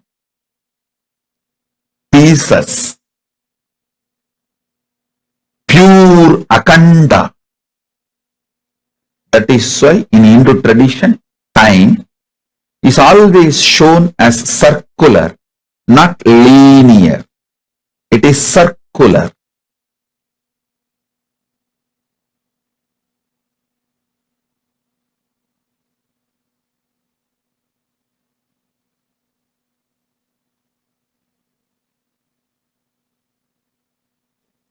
Soon the world will realize the linear idea of time may be useful for history documentation, but in reality, if you want to understand time, use the time as one of the strength for civilization. You need to understand the circular existence of time. Listen. For your day-to-day building a house or surveying the land, the idea earth is flat is useful. But to understand the whole universe, the idea earth is flat is insufficient. You need to come to the truth earth is globe. Same way, to record history, understanding time as a linear moment may be useful.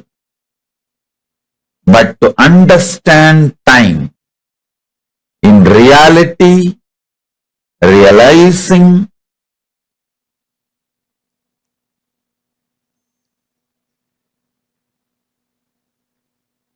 time is circular, and time there is no was, will, time is. Time is. If you cognize that, you will understand Dakshinamurti is manifesting now. Paramashiva is manifesting as Linga now. As a Linga Murti now.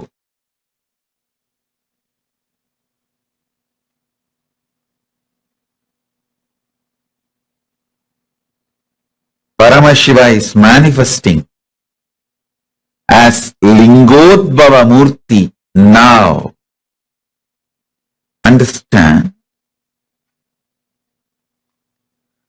All you need to enjoy the powers and superconscious mutation of 64 manifestations of Paramashiva is to have the right knowledge about all that 64 manifestations. You need to understand Paramashiva as he introduces himself. Listen, if you want to understand me, you need to understand as I introduce me to you. You can't understand me with your own independent investigation. Neither your mind is capable nor your consciousness is powerful to grasp my existence as it is. You can only understand my existence as per my introduction. Same way, you can understand Paramashiva only based on his own introduction.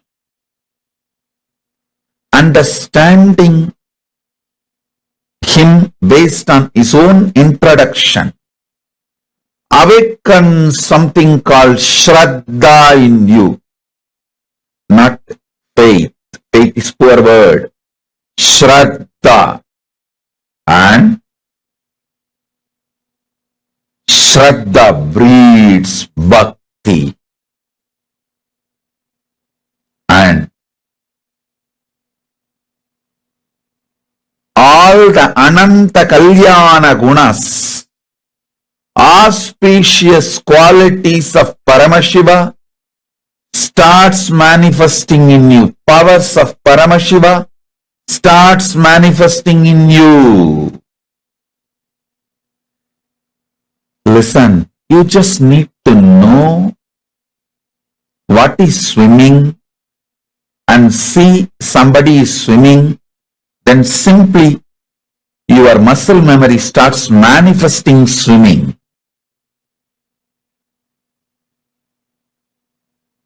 Same way, you just need to know about the superconscious mutations of Paramashiva and see someone manifesting it. Your muscle memory, bioenergy, all will just pick up. And simply you will enjoy superconscious mutation of Paramashiva. So today I am trying to introduce the principles of superconscious mutation of Paramashiva and the 64 manifestation which he himself introduces in Veda and Agamas.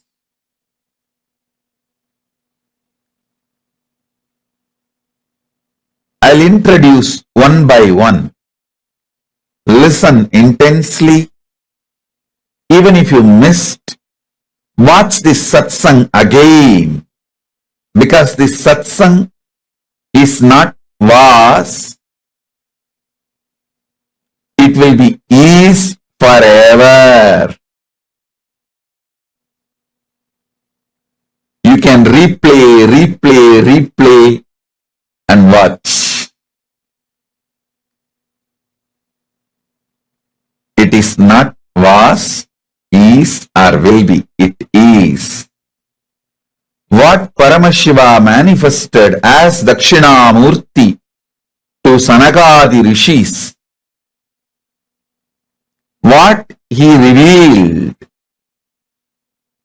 as Uma Maheshwara to Uma Parvati, now I am revealing to all of you the same, from that same isness, tatata. So receive, replay,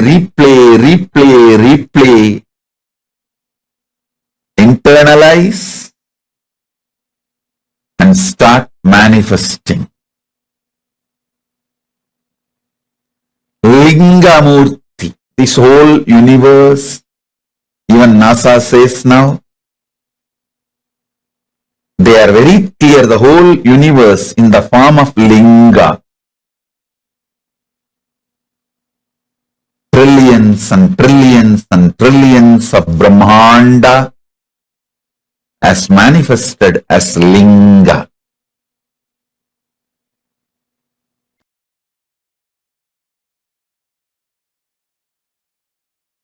When a stone rolls in Ganga, it nicely gets shaped and polished and becomes Shivalinga and left in the banks for the people to worship it.